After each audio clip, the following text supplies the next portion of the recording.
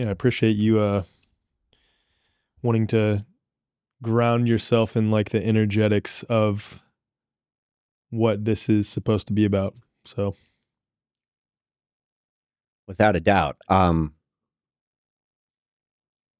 this has been a year coming, right? We met serendipitously the first week or the second week of November last year. And when we met, you suggested, like, hey, why don't you come on my show? I'd love to have you on my show. I was like, oh wow, that sounds fantastic. And I don't think at that time, well, I know at that time I did not realize what your show was. mm. And so when I stepped into the studio, and I'm like, this guy's not messing around. This guy's not messing around. I asked you about the tagline associated with the way forward, and the third word was coherence. I'm like, okay, give me a definition for coherence. Like, I know what it means, but I want to hear your definition, not knowing if you're going to have a very specific one. And you read it to me, and I'm like, okay, that's the grounding. That's the grounding of this full cycle. Like, and as I'm talking right now, I'm thinking about all that has happened within my own life in the past year. And I can make assumptions about you and like what everyone else has gone through, what the world has gone through in the past year. And then now we're going to go, we're going to have this conversation and to really ground it, because we're really serious about connecting Yeah. in a coherent state. And so maybe you could share with, again, what that definition was. Yeah. So the definition of coherence, and I wanted to be very particular and specific. I think as anyone should be if they're making a mission statement for their Hmm. organization, right? Cultivating that. But so I ran this by Eileen, who I consider to be a very coherent individual. That's what she does for a living, is works with coherence with the human biofield anatomy and studying the biofield and using tuning forks, etc. And she liked it, so it's good. The balanced state of authenticity, harmony, and lucidity within oneself and in relation to others in one's environment. And the reason I chose all of those words is authenticity. If you're not being real to yourself, you're going to be discoherent. You're not going to be incoherence, right? Harmony, you want to be at ease, at peace in relation to others and to your environment and within oneself. And then also lucid. I think that a lot of new ageisms and new age ideologies are about escaping, about transcending the body, escaping the body, rather than being fully aware within the body, sort of being that bridge between spirit and matter, bringing the kingdom of heaven here into the now, and doing so in a way that is very lucid, irrespective of what's happening in one's environment. And of course, like, given the state of the world, we were talking as we were out there about the challenges that we've gone through in our life, and we're just talking about like stuff over the last couple of years, right? And I described how I think that all species have sort of a collective mind, if you will, and the collective mind of humanity is engaged in a lot of chaos and sort of this frenetic energy, this uncertainty, but also a lot of skepticism that I think is good to a large degree. And because of that, we're going to be impacted at some level or another, and it's unique to the individual. Like if you're someone who is immersed in nature a lot more, you're around a lot more coherent fields rather than a lot of man-made things that are imbued with energies of, let's say, wanting to make money. I mean, I love all this gear for the sake of a conversation like this, but that's what it's made with the intention of oftentimes, right? Especially as you move into like multinational corporations manufacturing them. And we're just at a point where we're questioning the various systems of this earth that we inhabit, that are man-made, which makes the energy of mankind, that collective mind, very chaotic. And that can bleed into us depending on our unique circumstances, which has a tendency to make us sort of latch onto that chaos, or at the very least, having to unearth the chaotic, discoherent, disharmonious belief systems and ideologies and things that we've been exposed to or we've done to others in our lives. And because of that, I think that those who are on this path that I would consider to be very strong souls are the ones who can stand in the midst of that and still remain incredibly lucid and not disassociate. Mm. Like to be able to remain fully lucid within that and face it head on, which doesn't require that you be aggressive towards it, right? Like it's a sort of tendency to be like, all right, let's bring it on, like, punch your hand type of thing.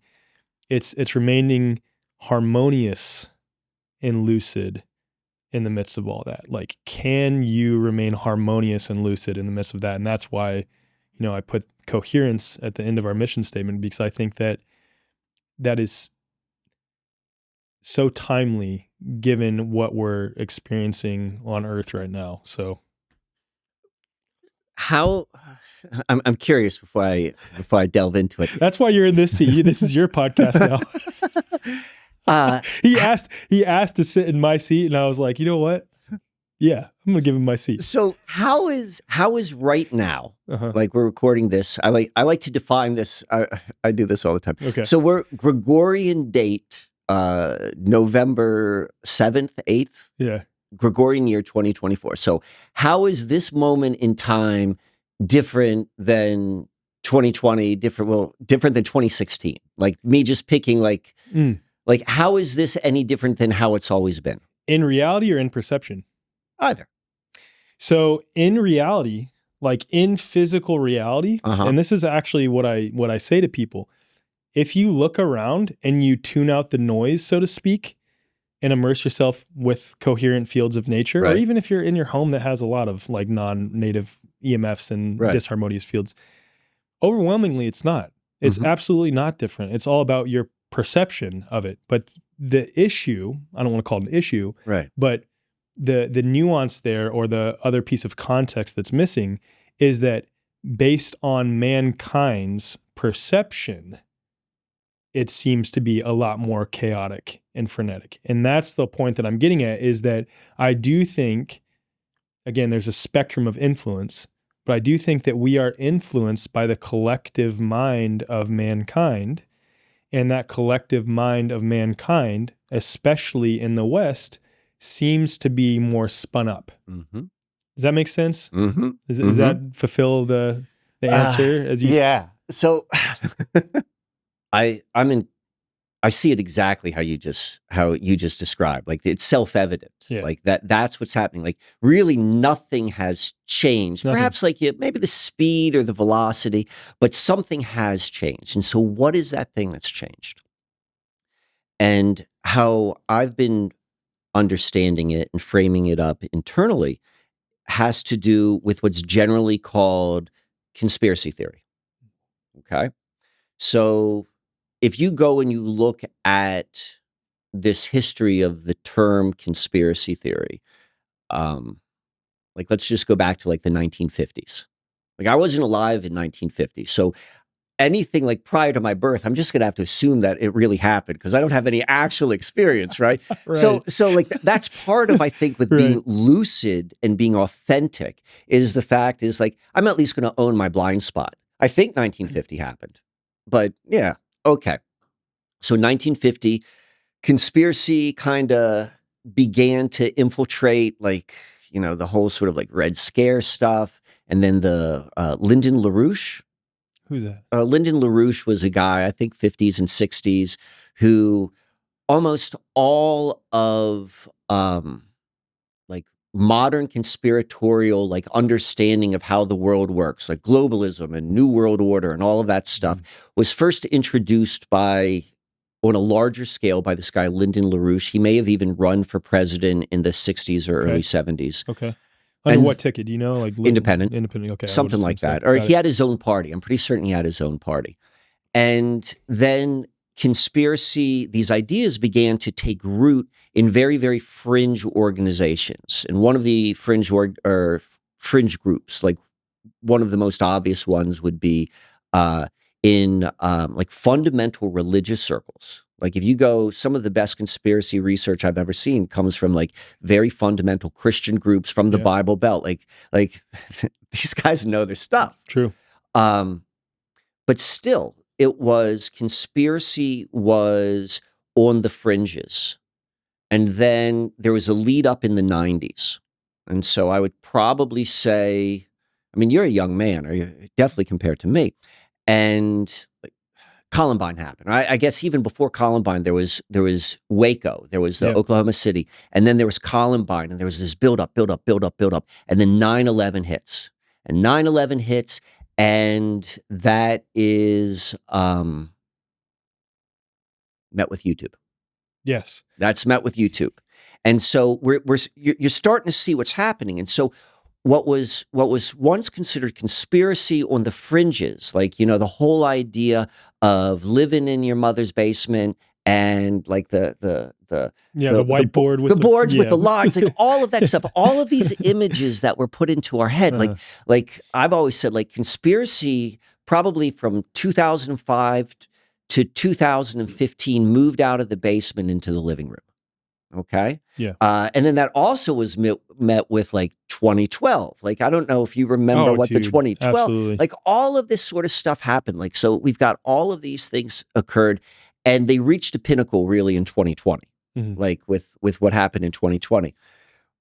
But that's not where I'm really going with this conspiracy. This is, I brought up conspiracy because of your observation that nothing has really changed other than the fact that maybe people are becoming more and more aware. Hold that thought, because I want to give more context too.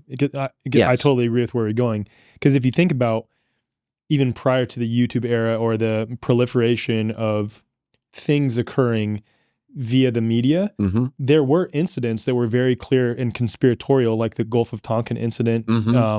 Anything that occurred during JFK, World War II. That's the granddaddy of them all. Right. Yeah, exactly. That's my point. So when I say nothing has changed, and I know you agree with this, I'm just clarifying for those who are listening and watching, it's like these types of things have been occurring throughout time. So yeah, continue. So all of that, and like the JFK thing is, you can't really separate also popular culture, popular mind, that's popular culture, the technology, and there's what certainly appears to be, there's a purposeful massaging of the mind. So we're going back to conspiracy, and it might seem like where I'm going to go with this is that we're figuring out the reality of how the world works. And I don't think that's what's really happening. I mean, like, there's a certain truth, like, yes, that's occurring. At the end of the day, conspiracy is just narrative change. That's what it is. I was indoctrinated a certain story of this is what happened, and then I was given new information, and now I see it differently. Yeah. And what happens, because, and you and I talked about this a little bit when we were just talking about personal philosophies in life, is like, everything's driven by mind. Like, this is a consciousness-driven realm. And so, we could go and discuss what that means, but if we want to build upon that, consciousness, for the most part, is driven by stories, by narratives. Everything's a friggin' narrative. Everything.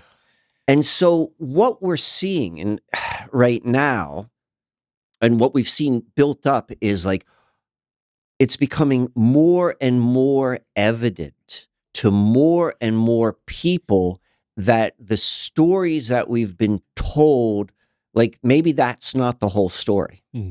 And in my opinion, I like to think of myself as having a PhD in conspiracy, like the amount of energy I have put into it. At the end of the day, most of these conspiracies can never be proven. Like, they might certainly point to something, like, there's more going on. But at the end of the day, if you're going to choose to accept a new narrative, you're kind of in the same boat as what you were before. At least you're just choosing the narrative as opposed to being like indoctrinated with a narrative. What really appears to be happening, in my opinion, is we are becoming aware very, very clearly of the nature of narrative and how flexible narrative is. All stories can break down. It doesn't even really matter like what is true, because as you get more and more information, that changes and changes, which ultimately points to, if narrative is built upon just the idea of this is a consciousness-driven realm, we're starting to put on like our big boy pants and really having to recognize, like, what are my stories? Yes. How plastic, and what I mean by plastic, how malleable is this reality? We don't know what this reality is. Like, we've got a huge blind spot. I don't think we're going to know what that blind spot is, but we can learn how that blind spot works. And it works by narrative and narrative change. And a quote which I love is, the highest form of intelligence is to be able to observe without giving meaning, which means I'm not given a story. I think you got to give a story at some point, but to me, I would say that I'm going to hold off on giving a story until I have to. I'm going to allow all the potentialities. I might think this makes more sense than that, but if I don't need to make a story, I don't have to commit to a story yet. So going back to where this began, which is like what's happening right now in this collective mind and individual mind, and all of us like becoming more and more aware of like the stories we're told aren't real. And as I'm beginning to accept new stories, I'm realizing that my life changes. How does that mean? Like, well, no, I'm no longer relating to this person the way I used to. And now I'm like angry about, however, like you're different now that your story has changed. You could change anyway. If we get caught in like, I'm going to go to the right story, now I'm figuring it out. I think you get stuck in a loop. Yeah. I call that the James Shelby downward spiral. Why James Shelby? James Shelby Downard is what would be considered the grandfather of synchro-mysticism. Okay. We could go down that path in a moment, but the point I want to make is that we're in a time of really learning about the nature of reality through consciousness and through stories. And we're going to realize that none of the stories really matter at all anymore. I mean, we're coming right off of the biggest election in our lifetime, which comes across of the previous election, which was the biggest election of our lifetime, which comes across comes on top of the previous election. Like, it never friggin' changes until you get out of that story. So all of this tension we have, like, this is where it gets really interesting, is we're standing on this. We could be standing on what we think is solid ground, but it's not solid ground because it's a mystery and we got a huge blind spot, but we so desperately want solid ground. So we want to come with a real story where I can have my solid ground. But the truth is, like, the stories don't matter. The stories don't friggin' matter. Like, it could be whatever you want. It's a little bit more difficult than just that, but that's what we're kind of going through right now. And that's what we're experiencing. And because of this collective quality of like what human beings have with all human beings, is like we're all somewhere on that continuum. And we're kind of figuring this out. I'm going to say one last thing and then I'll stop talking because I want to hear how you respond. So I've got a real interesting internal relationship with what I'll generally refer to as like intelligence agencies. We know when you begin to deconstruct where this whole idea of conspiracy comes from intelligence agencies. Yeah. They literally introduce the concept into the lexicon. These are the people who came up with the idea of the tinfoil hat. Like, oh, I'm hearing voices. Well, you put on the tinfoil hat. And it has literally been shown that when you wear a tinfoil on your head, it magnifies voice to skull technology. Like the whole thing is like this huge cosmic joke gaslighting by this intelligence agency, which goes back to magic. If you really go to the history, like state intelligence and state and magic official with a CK, magic, right? Like, yes, magic. Like it's all the same. And it leaves me, when I said, like, I've got this strange relationship, like Philip K. Dick, who was a science fiction author, he wrote about this idea like in a book, and they made a movie called The Adjustment Bureau, and this idea is also played upon in other pop culture ideas, Men in Black movies. The Loki TV show deals with what's called the timeline variance agency or something, but they deal with this idea of there being this other, agency, which is manipulating something behind the scenes on a level that the people who are experiencing it can't quite grasp because of how they view things as so limited. So the conspiracy idea was a gift to the collective culture to slowly learn to recognize, like total trickster sort of stuff, that stories are all ridiculous and I got a new one for you, until you realize, like, you got to write your own story. And then when we get there, what do we do? Yeah. And that's what I think we're doing. That's where I think we are. I have a lot to add to that. Oh all my right, goodness. all right, Yeah, all right. that was bunch. incredible.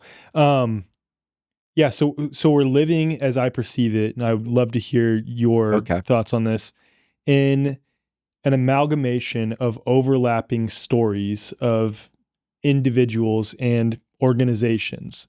And some have, for whatever reason, we can speculate on whether it's a fundamental nature of this realm that they're supposed to be that way, or they are so disconnected from the truth of who and what they are, or they're connected to the truth of who and what they are, but in a way they're like, I'm going to manipulate this truth a little bit in order to gain power.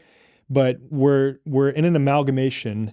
This realm is an amalgamation of overlapping stories of individuals, because those stories facilitate the thoughts, feelings, words, which co-create this realm, and then the actions. And if, I've said this a number of times on the show, if, you don't buy into the idea that thought, that word, that feeling actually helps co-facilitate, co-create this realm, that's fine. At the very least, you can recognize that those facilitate your action or inaction. So ultimately, that goes back to belief systems, stories, whatever you want to call it, the narrative that you are telling yourself about this realm, about yourself, about your relation to it, right? Give me a concrete example. A concrete example of that would be, so when it comes to, let's say, this election that just happened, right? For my belief system, my story that I currently occupy right now, I do not believe in the idea that a lot of other people believe, that men and women in position of, quote, authority actually have authority over me. I don't believe that they have that right. Okay? So then the way that I then orient my life is like, I don't pay attention to any of that, at the least not in terms of being so attached to one candidate getting in versus the other. I only offer my thoughts on it to those who follow along with me, who may be on the same page and may not be, either to validate where they're coming from or to help shift their perspective if they are buying into that. And what that looks like for me is that I have now oriented my life where I don't care who is in that, quote, position of authority. See, this is the fundamental belief system, right? Of, I don't believe men and women who call themselves government have the right to rule over me or dictate or issue commands or any of those things, right? And then I've also done some paperwork here and there, let's say, which is also part of that belief system, though. So those are the thoughts and feelings. I'm like, I don't care what happens with that. So if you look at the fundamental nature of water, as we're coming to understand with the work of Dr. Masaru Emoto, with Veda Austin, with even Gerald Pollack and Gilbert Ling, our thought energy has a direct influence on the physical expression, the physical structure of water, given that water permeates all facets of this realm, and especially beings that are water, they require water in order to live and function. Our thought energy, when directed at something, has a tremendous impact on the expression and orientation of that thing, whatever that thing is, right? So my whole message has been, because I've oriented my life this way, to get other people to stop focusing so much anxious and fear-driven and just disoriented thought energy towards that thing that is fundamentally destructive and taking power from them, and instead shift the focus towards building things in reality, imagining them, dreaming about them, and then facilitating the action. So more practically speaking, that's where my thoughts are, right? And then my actions on a day-to-day basis is that oh, I'm orienting my life and taking daily actions, whether that's like starting a little garden in our backyard, or whether that's having conversations like this, or whether that's showing up at events and trying to get people to grow their own food, helping to educate people on a variety of topics to extract themselves from these systems. That's what facilitates that action. So it's compounding. The narrative for me is that I don't believe men and women who call themselves government have the right to rule over me. The thoughts, feelings, and words reinforce that foundational narrative, and then the actions reinforce that foundational narrative. So that would be one minor example of that. All right. I wanted to say one more thing. Though. Okay, please. Yes. With the agencies, right? The agencies, and this relates to mind. Mm-hmm. This relates to mind. So when you are someone who is unaware that there are, let's call them, for lack of a better term, nefarious actors, right? Okay. For lack of a better term. There's a lot of nuance there even, but for lack of a better term, nefarious actors. When you are not aware that they exist and they have their own narratives that they are trying to introduce in reality, you are unwittingly picking up those narratives and carrying them, right? Mm-hmm. And helping to co-create them. Mm-hmm. I would say at some level, it's even more harmful, though, if you go to this next one and then just stop there. And what I mean by this is you realize that there are these nefarious actors that are introducing narratives, right? Sometimes backed by action, sometimes imagined action, sometimes a false flag that is totally unreal that we then pick up on and make real. But nonetheless, you become aware. So then you obsessively focus on those in a way where you're offering your thought energy in a way that is disempowering you and making other people feel chaotic and frenetic. Say that again more slowly, please. So you are then hyper-focused on those narratives. Hyper-focused on that, and because you're holding that inside. Yes. Now I'm with my coherence. With my coherence with everyone who's in my circle. Now I'm passing that on. Yes, you are proliferating that. And that's what I meant when I was like, when you get stuck in the conspiracy, you're stuck in that position. If you don't move through it, it's like you moved out of the house and it's going to be painful. Yes. It's painful because it's uncomfortable. That's all it is. Pain is just uncomfort. Exactly. So go on. Yeah. And then a step, and there's probably multiple layers to these steps, but then a step beyond that at the least. And again, there's other sub layers, whatever. The step beyond that would be, okay, you acknowledge that that's happening, right? Mm-hmm. You're aware of it. So you're aware of that which is trying to pull you into the co-creation, co-facilitation of that narrative, whether it's by directing your thought energy towards it, or if you're just one of the so-called NPCs that's droning about life, you are at the least buying into it, still reinforcing it at some level. So you've gone beyond the layer of NPC who's just droning about, buying into it, that is reinforcing it. You've gone beyond the arguably, possibly more harmful layer of, okay, I'm fully aware of it, and all I do is focus my energy on that and try to get other people angry and upset over that. And again, it's something at some point worth being angry and upset about, especially as you first wake up to it. Totally understandable. You're a teenager. You're an angry, angst teenager. There's something built into the model of the unfoldment of the human life where, like, you're going to go through a period where you're pissed. Totally. And then the layer beyond that is, okay, I'm aware of this thing now. I'm going to either in response to, in order to transmute that and bring more coherence to this, or I'm going to, even a layer below that, look at that and be like, you know what? That's not my narrative.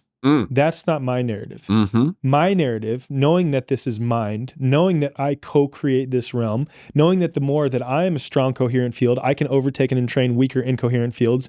I'm going to cultivate my own narrative because I see that they're offering narratives just like this over here is offering narratives. My good friend Tom Barnett always talks about everything in this realm is an offer. You can either choose to take the offer, you can renegotiate the offer, or you can say no to the offer, and then you can create your own offering. So what are you offering, and what is the narrative that is underneath that offering?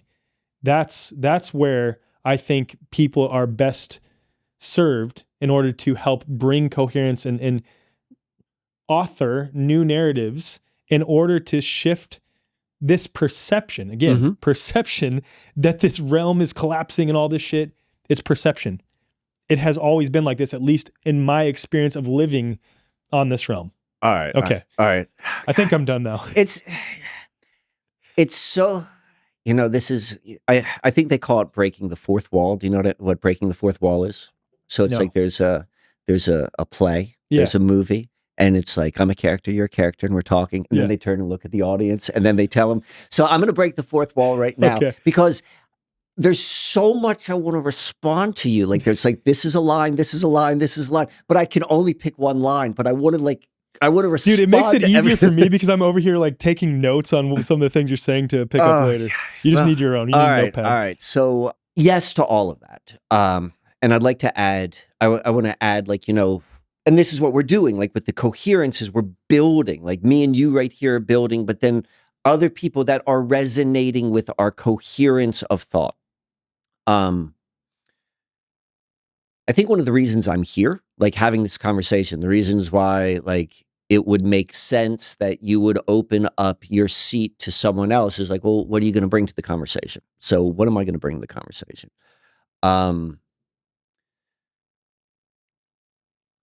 What began for me, in my regular life and being like fully part of the system and then going through the process of learning about like, oh, wow, this isn't what I thought it was. And then coming to that place, which you just described, which is like, well, what am I going to do about it? I'm no longer going to be a teenager. I've really, really embraced that in terms of my life, how I live my life. And that's not to say the way that I'm doing it is the right way. What I'm doing is I'm showing a model, like, oh, well, if this guy can do that, I can do that too. Inspiration. Also just like telling stories.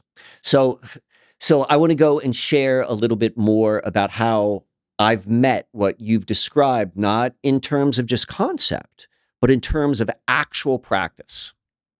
And it was never a plan. It just friggin' happened. Like, That's the best way, though. That's the only way. Yeah. That's the only friggin' way. Like, yeah. Otherwise, it will always just be it will always just be right there. And that's why, so what I am so interested in during my angst conspiracy years, I mean, the beauties of like 2010 when you could go and write anything, like on comment boards. I just loved arguing with people online. But I was still living a certain sort of life. And slowly I began to see that the new narrative that I accepted, and I couldn't wait to tell someone, like, this is why your narrative is wrong, and this is why my narrative is wrong, is because I read this on the internet and it had a footnote. And then, like, I went a little bit deeper and I was like, again, that was CIA too. It was friggin' CIA, And so, like, I came to the point, I'm like, let me come to where there aren't contradictions. Like, I use the word grounded a lot. Like, I'm very thoughtful with my words in the same way that you're very thoughtful. I have an immense amount of respect for that. For that. And so grounded is like, where is the place where there's no contradiction? That doesn't mean that there is a knowledge that this is the fundamental truth. I don't think that I can actually get there because this is a mystery. But I'm like, this is the most solid ground until I have something.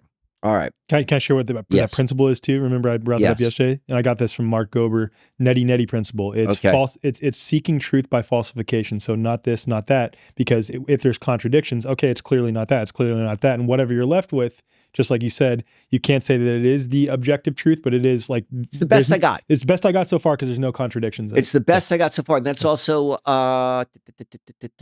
Sherlock Holmes. Okay.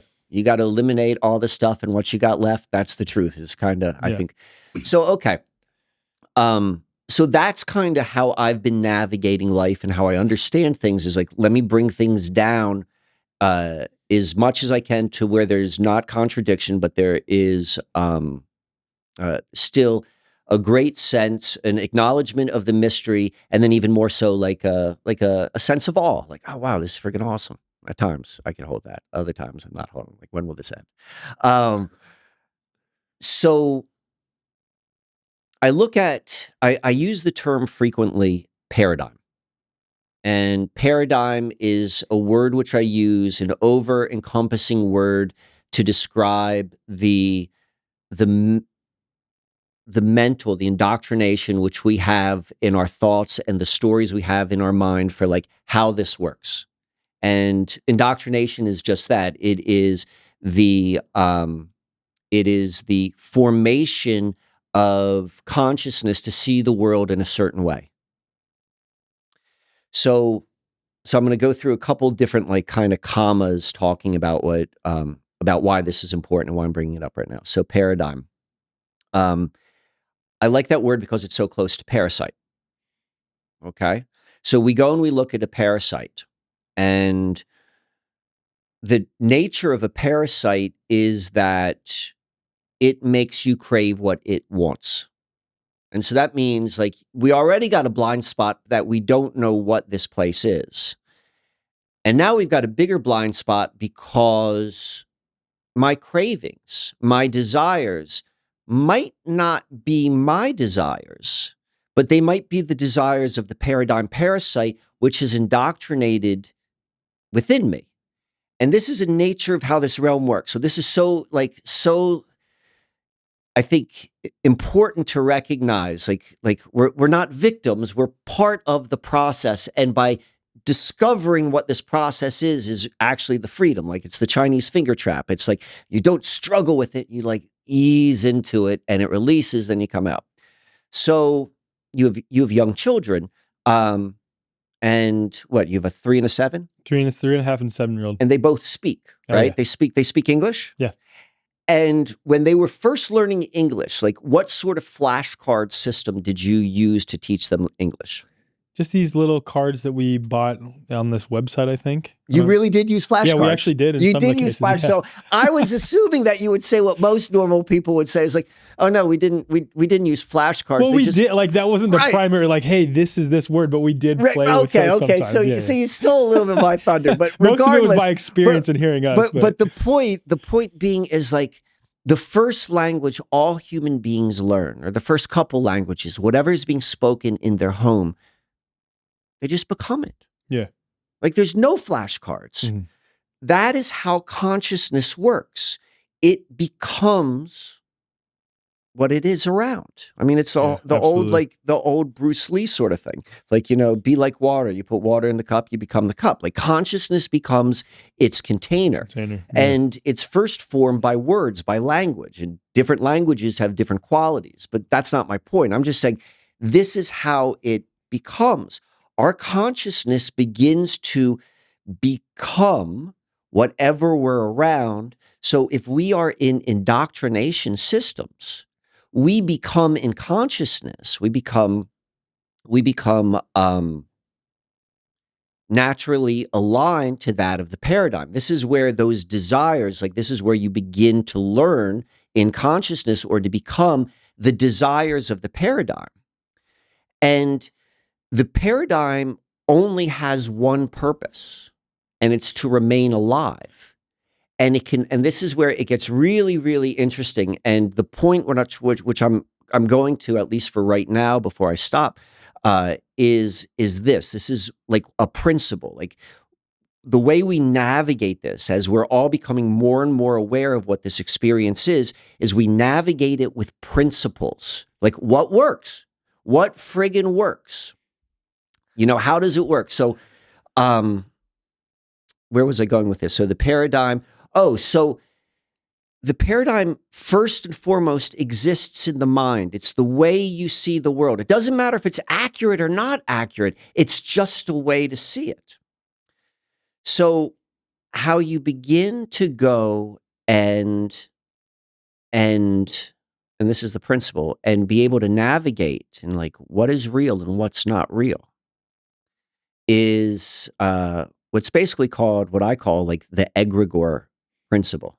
And so normally an egregor, if you're not familiar with what that is, it's this idea of like a bunch of like magical people coming together and they create like this being in consciousness. And because enough people are looking at it, it comes alive. Yeah. So that's like a homunculus in a different way. Kind of, yeah. That's the principle. So we reverse that. If you go and you start looking around in our reality, like in our like day-to-day life, in the paradigm, and you begin to ask yourself, well, what would no longer exist if people weren't believing in it, well, then that's how you know that it's an egregor. And then the things that still exist, you know that is grounded reality. And this is where I can put my feet. Yeah. If I can go and look at something without defining it, well, then that's the highest form of intelligence. Now, but be able to do that, I need to know where I'm putting my feet. How do I know where to put my feet? I'm going to go where there's not contradiction or where I know that it's not an egregor. And this is where we begin to find our way. Just because we're coming off of that again, what that brings up for me, and there are countless examples of this, but when it comes to an egregor, right? When we look at, and I don't want to get spun off on this too much because I've done enough episodes where I've philosophized on government and the nature of authority and things like this, but just because it relates, like, if it weren't for collective belief in the legitimacy of these men and women who call themselves government having the right to initiate aggression or threaten aggression and use, and then those of us who are under their so-called quote jurisdiction have the moral obligation to comply. If it weren't for that collective belief, it would not be real. Would there still be buildings? Yes. Would there still be the physical creations of them? Yes, but those would not be used, nor would the buildings be occupied, or maybe they'd still be occupied. But without the belief in the legitimacy of this system of quote government would not exist at all. That is a perfect example of it. And like people would say, well, I don't want to get spun off on that too much, but that's an example. That's an example right there. I want to pull on that string. Pull on it, please. So this is what I think is a beneficial technique in terms of, we're all in this together. Like that's what I meant by the continuum. Like each of us has our own internal thing which we're working with, and we're also connected, and we each have different experiences, and we each have different like abilities, and we each have different like vulnerabilities and weaknesses. So okay. So I'm going to start pulling on the string. This is what we have to do. Like what you're saying, absolutely. Government, like what? That's mind control. They tell us that in the words. You use buildings. So, all right, Alec. Well, the same is true with money.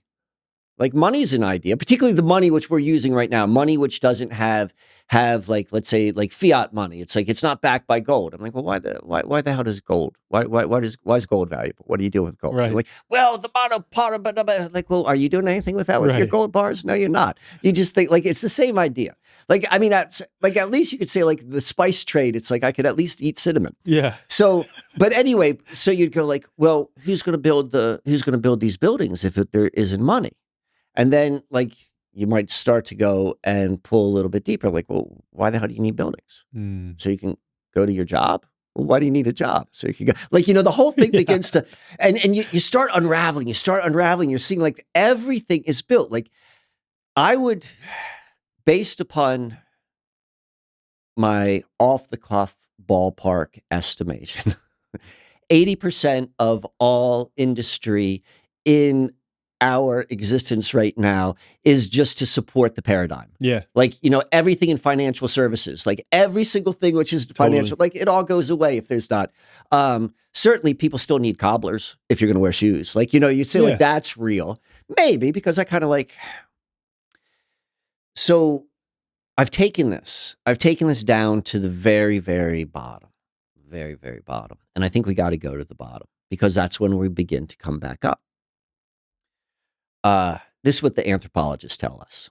And so the anthropologists are just people who've gotten pieces of paper and they've spent more time in an indoctrination system than anyone else. So I say that with an understanding of that. But they study and witness, whatever we put our focus on, that is a value of this realm. So I'm not going to take that away from it, but I'm not putting them up on necessarily a pedestal because they've got more letters after their name than I do.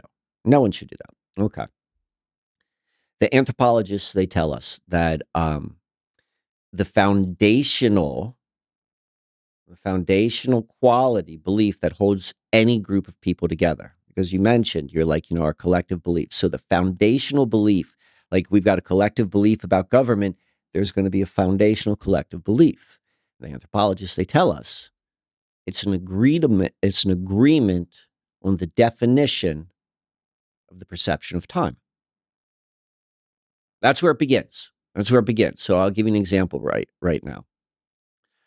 We've got, I don't know, let's say 100 different languages are spoken on Earth right now.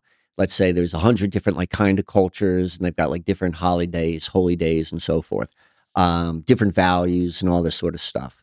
But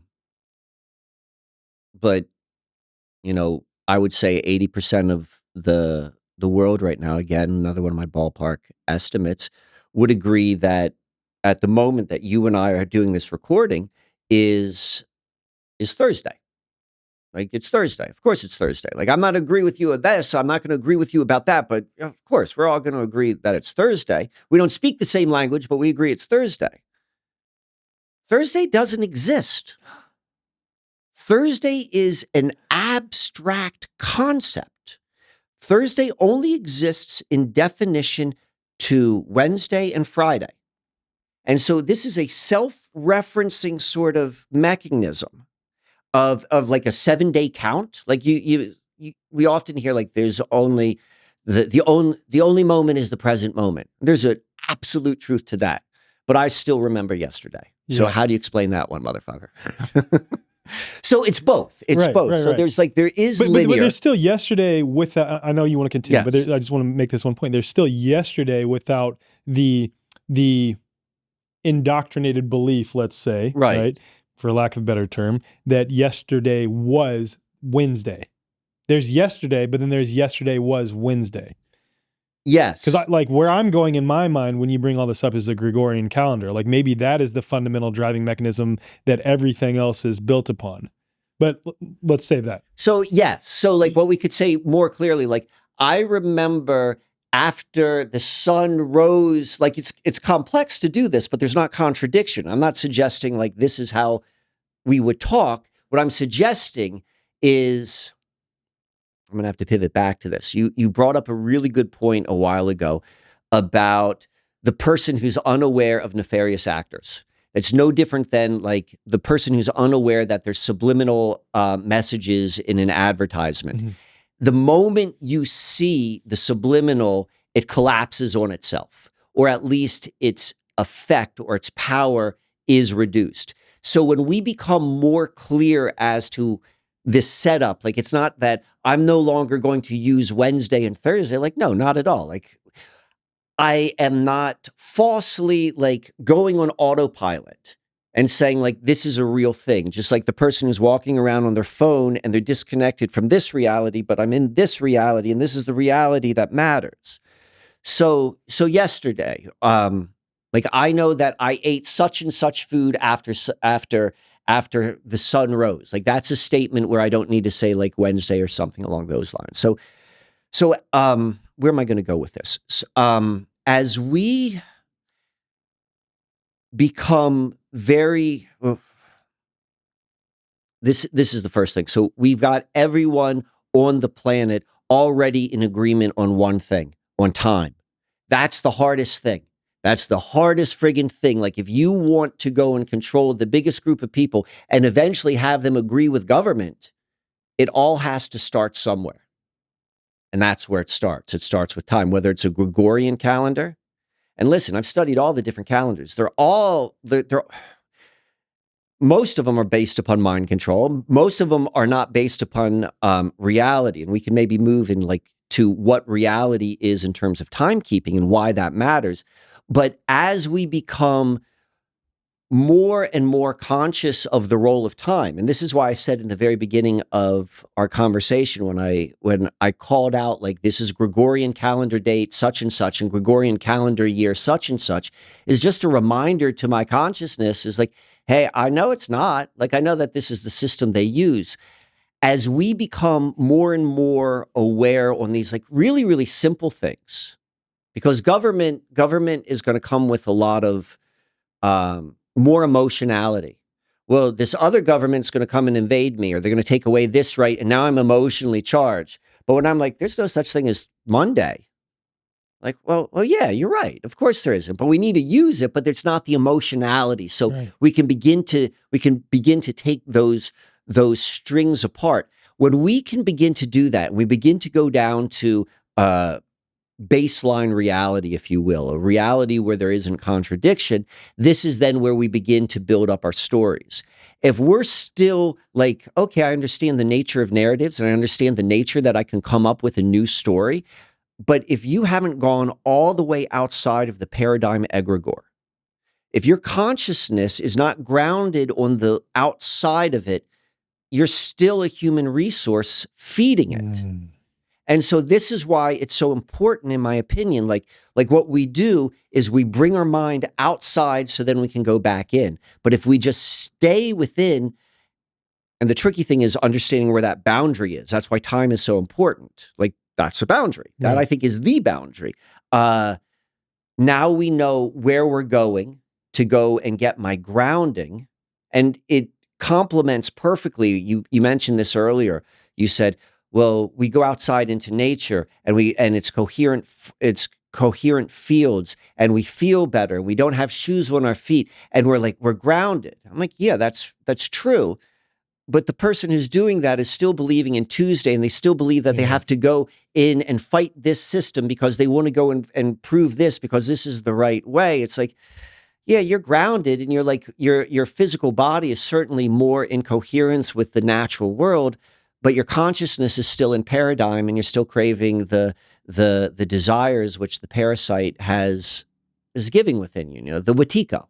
I saw you have that book back there, and so to me, this is part of this process. So I've spent really the past couple years of like embodying this. What does it look like where I'm just going to go and deconstruct as much as I can of these egregores in life, and what does it look like to live like this?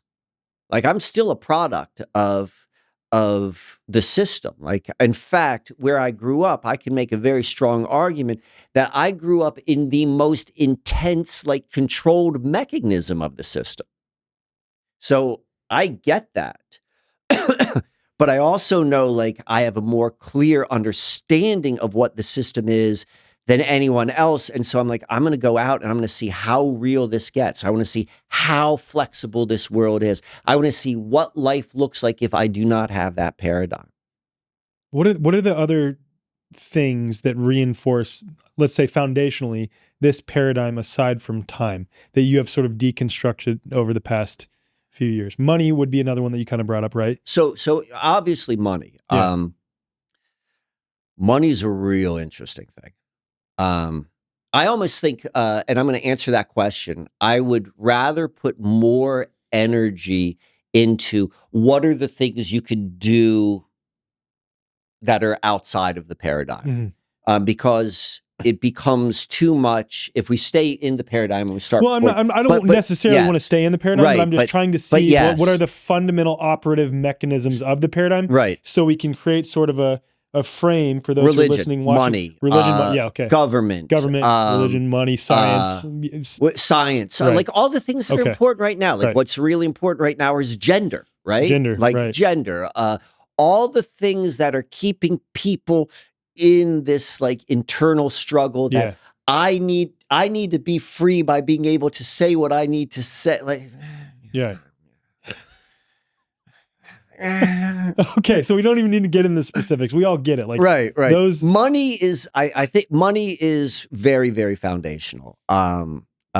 Because, and this is where it's tricky. Like you and I talked a little bit about this. Money is where the rubber meets the road in the most realistic sense. In fact, maybe money is even more foundational, at least experientially foundational, than time, because we can talk this all day long, but you're like, listen, man, I've got a wife and I've got children, and yeah, it's all fake, but I can't tell that to my landlord. I can't tell that to the person who owns my mortgage, my death grip, right? That's Yeah. what mortgage means, death grip. Is that what it means? Etymology? Like mortuary, Wow. and like mortician, and like, yeah, like that's mort. And then gauge is a grip, Wow.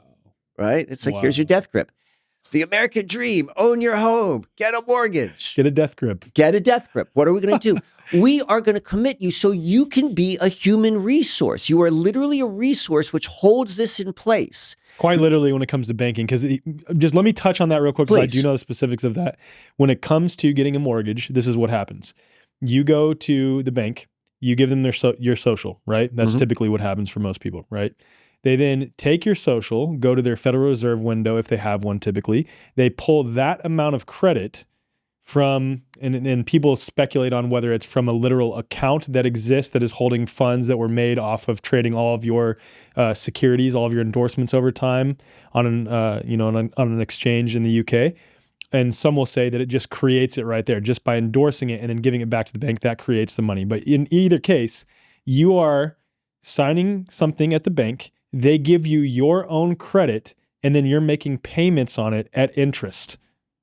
So they're double dipping with interest on top of that. So that's what happens when you get a mortgage. And it is a death grip with a bank, because the banking system is one of the biggest control mechanisms of this realm. Money is so friggin' dirty. Yeah. There's so much friction in there. Like there's that. There's like, if you want to understand anything, like in the paradigm, outside of the paradigm, is you got to look at the foundational quality of it. So if you've got a debt-based currency, the very nature is this is a debt-based system. You the more money you have will always be like the more debt you have. Like even if you don't experience it that way, because we're resonance. That's another principle. Right. This is a principle of this realm has a principle of resonance. And if the underlying quality of what you're interacting with, you're going to be interacting on that level. Right. This is why I have a degree in finance. So I've got a lot of history with money. Wow. Like my relationship, when I say like money is dirty, what I mean, like it's hard to have a clean relationship. So we've got like the debt aspect. We've got like what you're saying with exchanges, like hidden exchanges, which people don't know exist. You've got all the sigil magic. Like what the hell is the sigil magic? Like what does this mean? Like, you know, all of those. I don't care. Like you tell me what any of these Masonic symbols mean. Like I don't know. All I know is there's sigil magic on the dollar bills, and then you have all of the the cultural friction which comes with self-worth. Like we have an entire culture based upon destroying your self-worth so that you would get your self-worth through the system. This is how you are a human resource. And then it is most grounded with like how much money you have. So now you're dealing, it's almost impossible. You have to be, you have to be like the naive, like, you remember, do you ever see the movie Tropic Thunder? Yeah. You know who Simple Jack is? Yeah. You got to be Simple Jack. Simple Jack's the only one who's going to have like a true clean relationship with money, because there's so many layers that it's going to go and mess with you. But we still have to go and work with it to some degree. To me, that is the biggest, that is the tightrope, the balance beam of where the rubber really meets the road of like what we're talking about with reality. And how to live a life in this realm. I certainly do not think that any cryptocurrency, anything on a blockchain, you know, just as mortgage is a death grip, a blockchain is what they chained the slaves to when they put them on the slave block. Whoa. Like it's in all the language, like. And it's like they're making it like so sexy because they're trying to move you from one system to another. This is how the game works. And it's like, come on aboard. And like 2 generations later, they're like, how did everyone get in the Matrix pods? It's like, well, they were seduced. Yeah. So yeah, money is a big one. And I don't think that there's necessarily, if anything, money is at best, it has to be a temporary solution until, I mean, this is at least where my mind goes, is if it was truly embodied, the concept that everything is narrative and this is all consciousness, and like that would literally mean that like what the magical yogis could do and all of these people who could create out Right. of consciousness alone, like Yeah. Literally out of the ether. there's part of me that doesn't believe that yet, because otherwise I'd make a banana appear in my Right. hand. But the moment I can make that banana, there's no longer a need for money for me. Right. Right. But even before that, But even before that, yeah. that's what I mean, the temporary, like Yeah. that's where I think like we are, is like, where do we go in this particular, like, Yeah. so like how you go and work with money. This is the most interesting thing. I'm gonna go back to the money system, is in order, this is a truth of this is a principle of this realm, is like if you are in harmony, if you are in resonance with whatever system is, you will thrive. Whether the system is a sickness system or a healthy system or what have you. So because this is a debt-based system on its foundational level, the only thing that can thrive in this system is debt-based. And really, it's about its velocity of money, how quickly you move the money around. This is why Wall Street works. Wall Street works. It's a Ponzi scheme. It's the only legal Ponzi scheme because it is a Ponzi scheme system. If this is what I'm suggesting is in theory, because in practice, they would put people in a cell for doing this. If there were like, if everyone was involved in 20 different pyramids at any given time, and all you're doing is like, let's say you've got like, you got to start somewhere, but you've got like $10,000 and I put $1,000 in this pyramid and $1,000 in this one. And they're all like coming to maturity at a given day in the month. And you're taking like 50% of all of the money that comes in and you keep putting it in. Well, everyone's going, all that is movement of money. Mm-hmm. The idea that you're going to have net worth is falsity. Mm-hmm. There is no net worth in this system. You can't, your net worth will, it has to grow because of the way the system works. The only way you could actually work in a way, in a harmonious way with our debt-based system is a whole bunch, or this is at least one example, is a whole bunch of these like different pyramid schemes where the money's coming in and out and everyone's benefiting. Pyramid schemes are bad when they are done in like, you're not transparent. But if everyone's like transparent, like this is what we're doing, and like I'm getting money from this one today and that one tomorrow, and this way I can pay my bills that way, like that would really work. Mm-hmm. But it's just illegal. Yeah. Because they don't want that to happen. Mm-hmm. Whoever set up the money, who set up the money system, the people who control the money, who control the minds. What I think is more beneficial is to not focus on like, look how much this sucks, and look how they're screwing us, and like whoever they are. Right. But there's still some element of, okay, we know, remember there's those steps that we talked about. Yes. We now are aware that this is how that works. This is what the paradigm is. Yes. Okay. We're moving beyond the angry, just point to it over and over again. Right. Framing it so that people know what it is. And now what does it look like now that you have this awareness? It's like when Neo learns the rules of the Matrix, steps out of it for a while, right? And then he goes back in. He goes back into the Matrix. Perfect example. So in practicality, we begin to look at principles. And so principles are maybe laws, not like a Congress law, but like laws of reality, laws of nature. Of reality. And I want to talk about the law of witness. So built into, and this fits in exactly what you were just saying, like, now I'm not going to focus on all of these different sort of these problems. And the reason why we don't want to is because we understand the law of witness. And there are all these clues, there are all these things that talk about what the law of witness is. So like, if quantum mechanics is a thing, I'm assuming it's a thing, like they tell you, like this is the observer impacts the outcome of the experiment. I just call that ether because there's a medium between me and said experiment, whether it's local or non-local, somewhere else across the realm. Ultimately, I'm pulling on the thread of that thing because we only see 0.0035 of the available electromagnetic spectrum. So there is a medium between us that is ether that we can tap into unwittingly or consciously, intently, and impact that thing. If you frequently tune into The Way Forward, you know that I strongly believe chronic and recurring stress is one of the leading causes of illness. And unfortunately, stress has become a commonplace experience for many of us in the modern world. Did you know that magnesium plays a crucial role in managing stress? It's essential for ensuring adequate hydration of your body's waters, regulating stress hormones like cortisol, balancing our nervous and hormonal systems, and producing the relaxing neurotransmitter GABA. Unfortunately, most magnesium supplements you'll find in health stores use only the two cheapest synthetic forms of magnesium. And since they're not full spectrum, they won't help with your magnesium deficiency or do much to support your health. There are actually 7 key forms of magnesium, and you must get all of them if you want to experience its calming, stress balancing effects. That's why I only recommend Magnesium Breakthrough by Bioptimizers. It's the only organic, full-spectrum magnesium supplement that includes 7 unique forms of magnesium for stress resilience, better sleep, and better hydration, all in one bottle.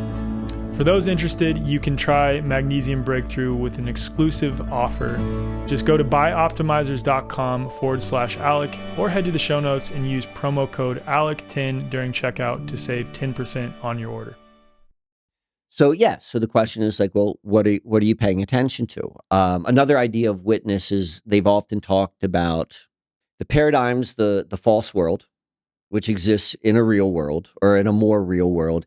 And then there has to be a false version of you that exists in the false world. And then there's like layer and layer and layer and layer of like the false one. So it's like when people are saying like, this isn't me with my name in all capitalized letters, like that's just like a copy of the false that thinks that you're Alec or I'm Mike.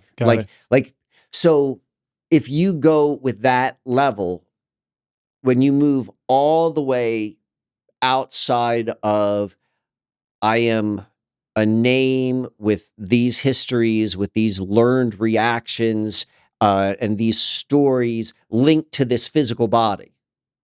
And you move back from that, you're like, well, I'm actually just the person. The only thing you really are is the ability to control what you're looking at. And that's called the witness. So now we've got witness again, a little bit of a different context. So witness. So witness is key, and something really, really magical happens with witness. And I alluded to this to you yesterday, and I want to tell you this example or this story right now. And I told you I was going to talk about Dennis Rodman. All right. And Dennis Rodman, this is such a great example of like kind of how this game can work. So would you tell the good folks who Dennis Rodman is, for those people who may not know who Dennis Rodman is? I don't remember who he was drafted by, but I remember he originally played for the Detroit Pistons, and he gave Michael Jordan, when Michael Jordan was on the Bulls, hell, because he was on the Pistons with, forget who that big white dude was, but then also Bill Laimbeer, Isaiah Thomas. They were the bad boys. They were the Detroit Pistons. They would beat up on the Bulls.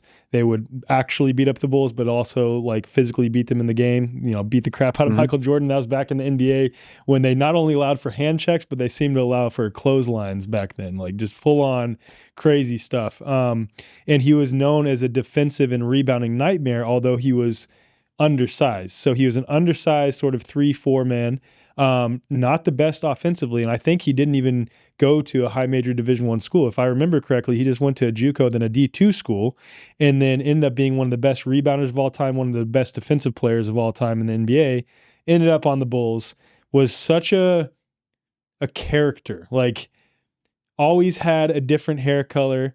Off the court was wearing like 6 different rings in his ears, nose rings. Outfits were just absolutely bonkers.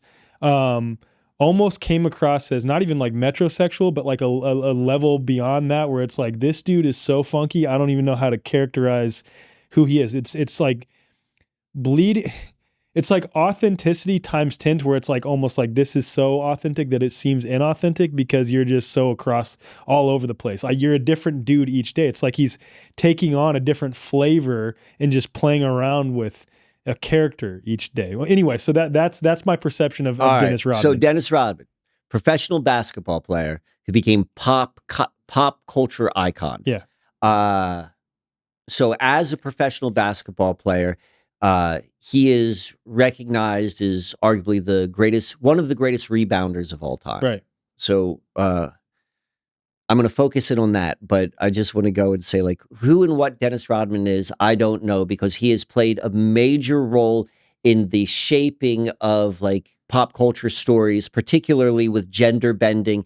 For Dennis Rodman was like one of the first guys to be wearing a dress and painting his nails, like ahead of the curve. He met with the head of North Korea. Do you remember that? Kim Jong-un, like, does that really went there happen? and hung out and had like a basketball exhibition game. I'm pretty certain that was a James Franco and like it was a movie. Yeah, like this is where you have to really, and maybe we'll go there. It's like the nature of reality, but what Dennis Rodman is and whether he exists, I think he does, but there's something really strange there with him. But we're going to focus on him being the best rebounder, or arguably the best rebounder of all time. What does it take to be a good rebounder? Man, when it comes to basketball, at the end of the day, if you were to go and say it in one statement. Okay. What's coming up for me, what it takes to be a good rebounder is you have to understand where all the players are in relation to you and how you can get that ball before them. So you have to have a knack for just being able to know where the ball is, where it's going to end up. Would you go along with my definition of it? Okay. Because you definitely have the right basketball background. I certainly am not the one who should be talking basketball to you. To be a good rebounder, you have to be in the right place at the right time. That's exactly what I'm saying. Yeah. That's not just... You have to know the right placement and the right time. That's what I was getting at with that. So the question is like, well, how does that happen? And like, because this is like what I just said is a statement, which like, okay, I logically understand what that means. But then if I were to break that down into practice, like, well, I don't know how to do that. Right. Right. And I'll also You're say right, with, though. You are with rebounding, it's even more complex because you're dealing with two planes, right? Yeah. You're dealing with like where on the floor and where in the air. And even more so, you could say like, where am I in terms of going up or going down? Yep. All right. So how the hell does this guy become the world's greatest rebounder? Because everyone, like if you're playing basketball, particularly if that's part of the position, right? Like you want to be the good rebounder.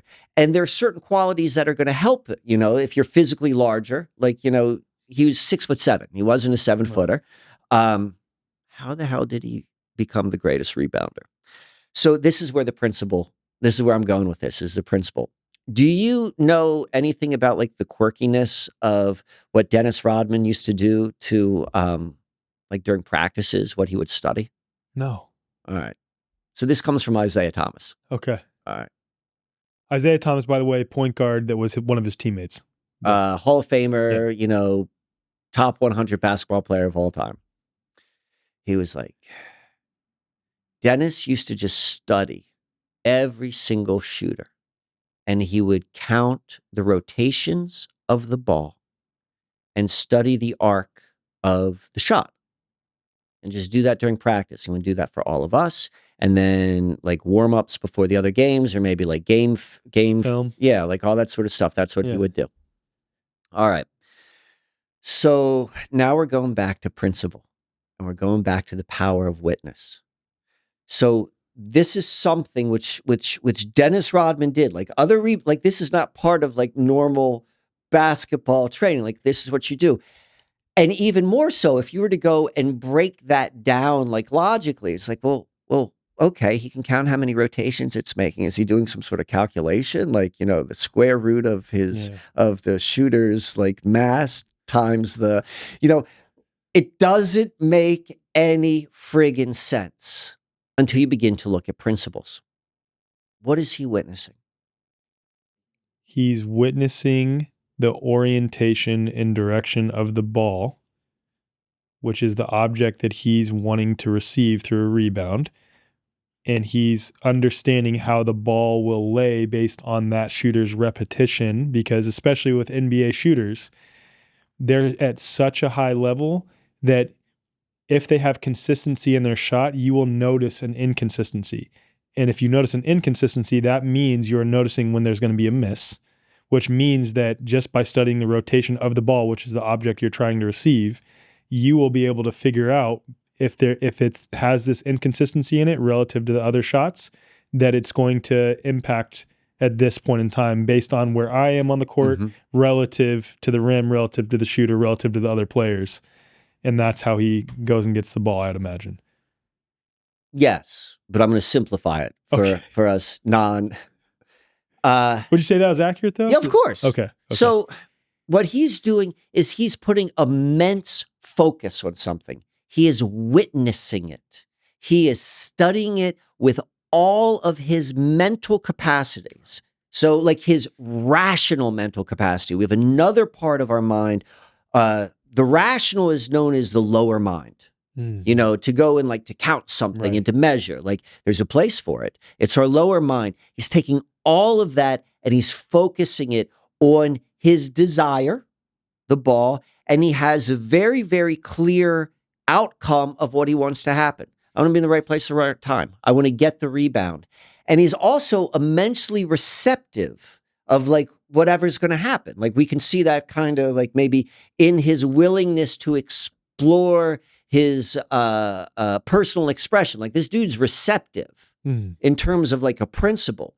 So what I'm going to go and suggest for you is that what we're seeing with Dennis Rodman is how this realm works.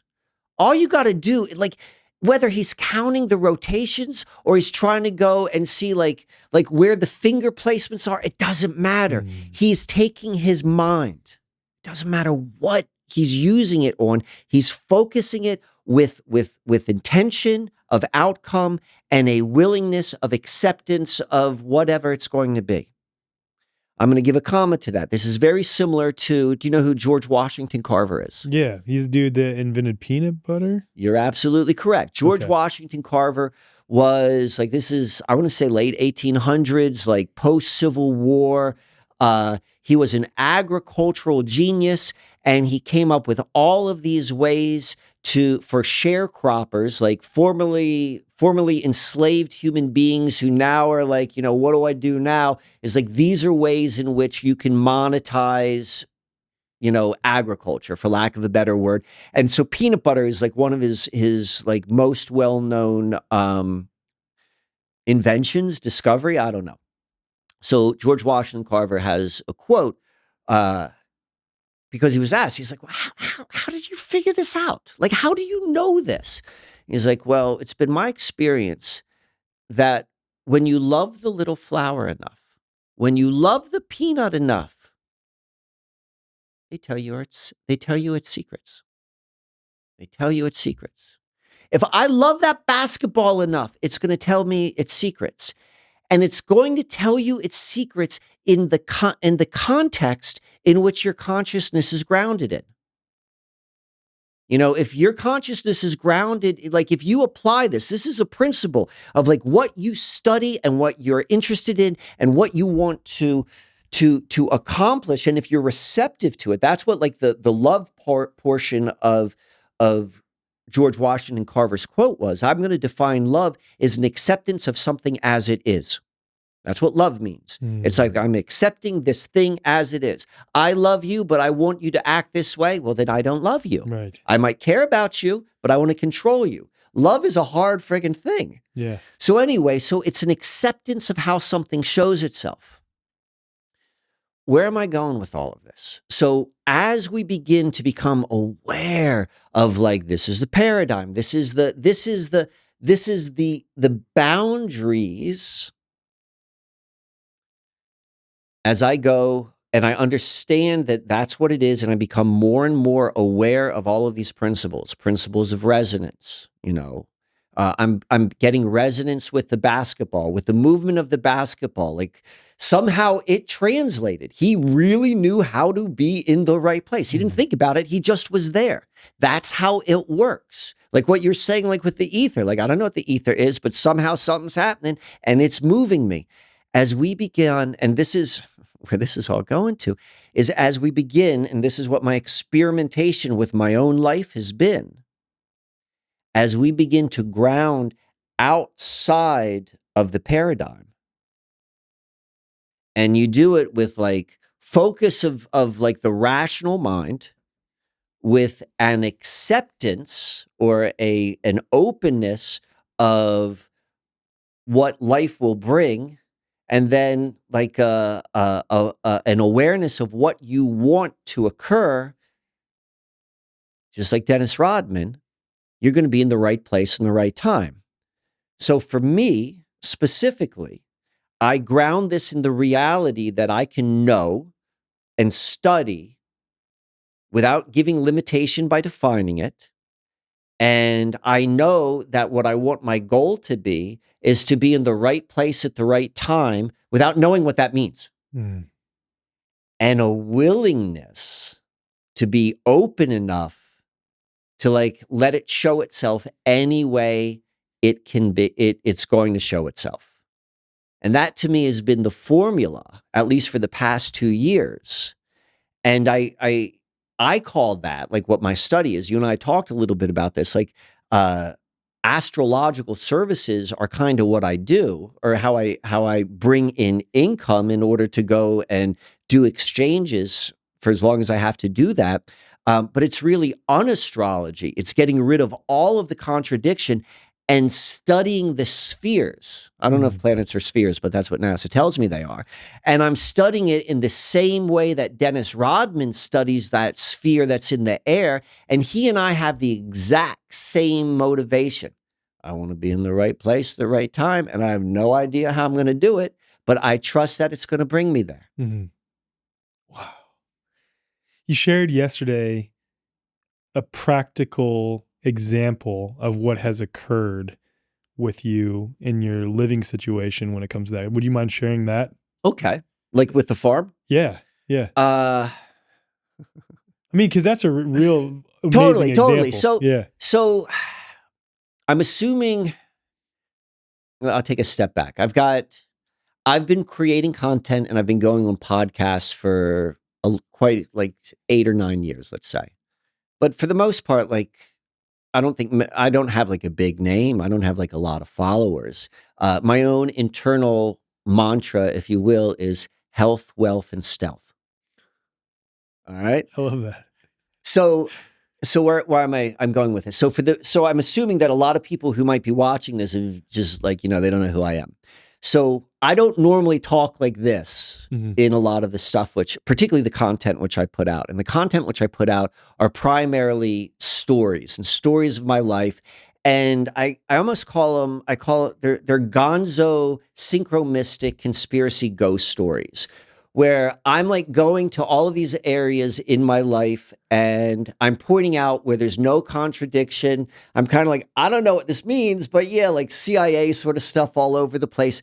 And I'm sharing my adventures. So yes, I share my stories a lot, but my stories from my perspective are always demonstrations. Demonstrations of at least what it looks like for me, and an encouragement for people to like expand what could be the potentiality of how you meet life, as opposed to just like, oh, this sucks. So you basically, your expression that you give to people is demonstrations and examples of your stories and narratives acted out. Yes. Okay. And I tell these crazy stories and I give all the receipts. Like I usually come up with like boards. Like if you watch one of my videos, you'd see that there are just screenshots of everything which I'm telling you with maps, and like I just back up everything. Yeah. So okay, so that, and maybe we'll get to, and I'd like to get to the Susquehanna mystery, because that's where where it all began for me, and that's what's going to tie in. That's maybe how we can go and wrap up our conversation, because that's going to tie in your water comments. Okay. So I have a long demonstrated history of sharing my life. And it even began when I was living, I'm going to build up to what I told you. So this is going to be a little bit of a journey. So I began telling these stories like 2017, 2018. I'm going to tell you 3. Can I tell you 3? They're good. Yeah, they're phenomenal. Please, dude. They're phenomenal. All right. When I first met you, I was there with Mike Winter, our mutual friend. Shout out to Mike Winter, by the way. And he pulled me aside. He's like, "Do you know who Mike Winter is?" I was like, "No, I don't know." And I listened to tinfoil hat and I'd listen to Higher Side Chats a few times, but I don't know like how I never had come across you. And he was like, dude, this dude is an epic storyteller, like epic storyteller. So I'm here for the story time. All right. So Well, please. I appreciate that. All right. Well, your whole thing is about having stories and narratives. So like, of course you'd be a good storyteller. So you have to do like that is like that's the irony of this whole dance is like no story is real. Let me tell you my real stories, but no stories are real. I know, but I'm kind of like the stories that I'm telling you fit my consciousness. And then like, what is this? How does this apply to my life? Well, what most people don't realize is that everything the media or even the alternative media, mainstream alternative, whatever you want to call it, all of that is storytelling too. Everything is storytelling. Everything is storytelling. Scientific quote truth, that's storytelling. It's storytelling. All of it's storytelling. All right. So I'm here for the stories. All right. So we're going to work our way up to the farm. So I began with Susquehanna mystery, and we're going to end with that. Cool. And then I did, and that was like 2017. And from that, I just got on the podcast circuit. I was probably from 2017 to 2020 on 400 different podcasts. Damn. Like I like to talk, you know, it's like, and I was living in such a way, like I had a real comfortable life. Like it worked out for me. So this is, January 2020. All right. And we're going to go back to another basketball player. Do you know what happened in January 26, 2020? I remember exactly what happened because I grew up a Kobe Bryant fan, and I've actually said, I don't want to go off on a long tangent here, I'll just give it briefly, that Kobe is actually the greatest player of all time because he played in an era where he was exposed to just as much athleticism and skill as LeBron is, while still playing in the leftover remnants of the era that Jordan played in, where you could hand check and defense was much more difficult to play against because now like ticky-tack. Yeah. So Kobe played in that era in between LeBron and MJ, won 5 championships, played exactly like MJ, exact same moves on the exact same spots in the court, almost like uncanny, where there's a lot of video footage where if you put MJ and Kobe side by side, exact same moves, exact same footwork at the exact place on the court. Like it's crazy. So that's my argument for why Kobe is the greatest player of all time. Won less championship than Michael Jordan, but played in that era in between LeBron and MJ, exposed to the same athleticism, same skill as LeBron, but then also the same defensive toughness that Michael Jordan was exposed to. So anyway, yes, Kobe Bryant passed away. So I was super upset. I mean, what's the story on the news? The story on the news is that he was in a helicopter that was traveling to a location where I think it was his daughter's basketball game, and it got super foggy, and the helicopter pilot couldn't see where he was going, and he crashed into a mountainside. Essentially, helicopter crash. Yeah. So you're a regular human being. You're a regular human being, whether you're a Kobe fan or not. You probably know who he is because he had like Nike deals at the time. Yeah. Dies in a helicopter crash. Like the internal vision of that is enormous, right? It's like because everyone's seen enough Die Hard films that they now are able to picture a helicopter crash.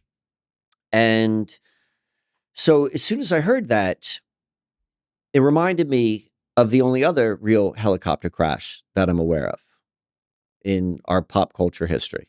Which one's that?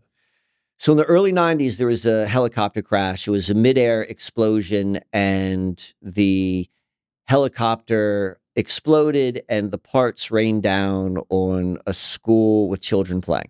Whoa. Horrible, right? That's horrible. Okay. Yeah. That story, like I've been holding that in my conspiracy database for at least 12 years because I'm like, this thing is like not right. And so the story of that helicopter crash is the guy who died in it was John Hines III. You know who John Hines III is? So John Hines III was one, he was a congressman, but more significant is he is from the Hines family. Like Heinz ketchup? Completely Heinz ketchup. Got it. 3rd generation Skull and Bones.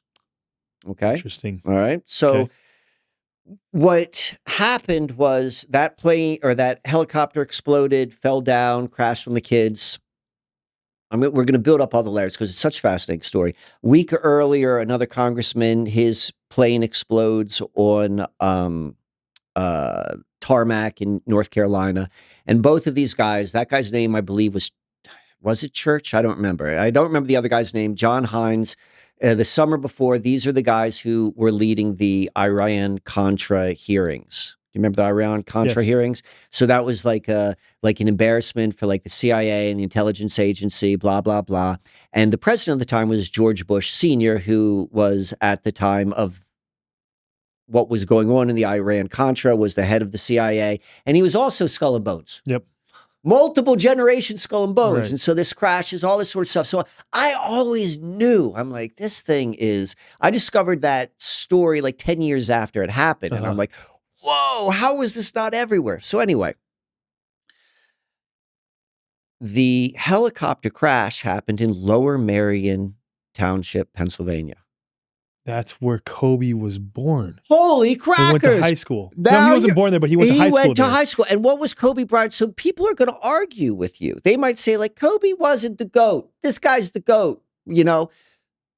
But when it comes to who is the greatest high school basketball player in the entire world, it's almost agreed upon that that was Kobe Bryant. Yeah. Like, no one played high school basketball with the domination that Kobe Bryant played. And where did he play his basketball?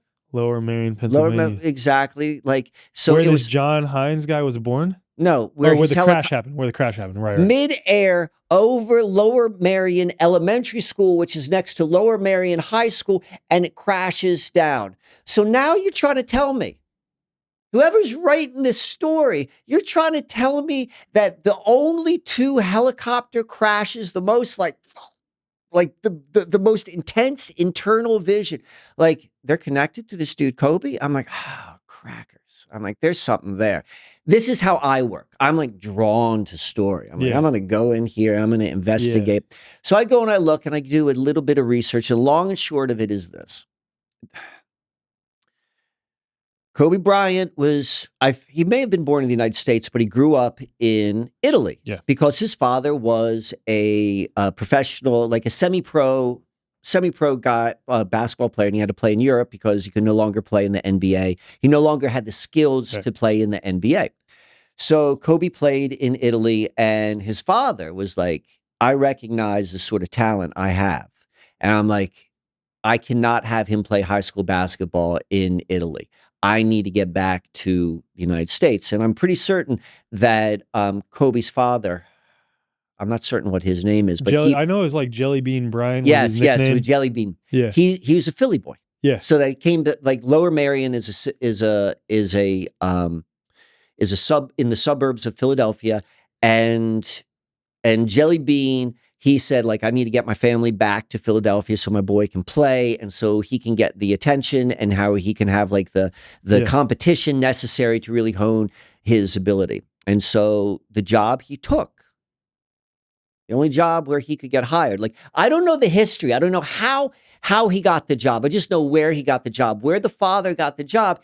He got a job at a Hebrew academy. So he was he was coaching high school basketball at a Orthodox Hebrew academy outside of Philadelphia. All right. And so this Hebrew academy, I forget what it's called now, and you could go and, you could verify everything I'm saying.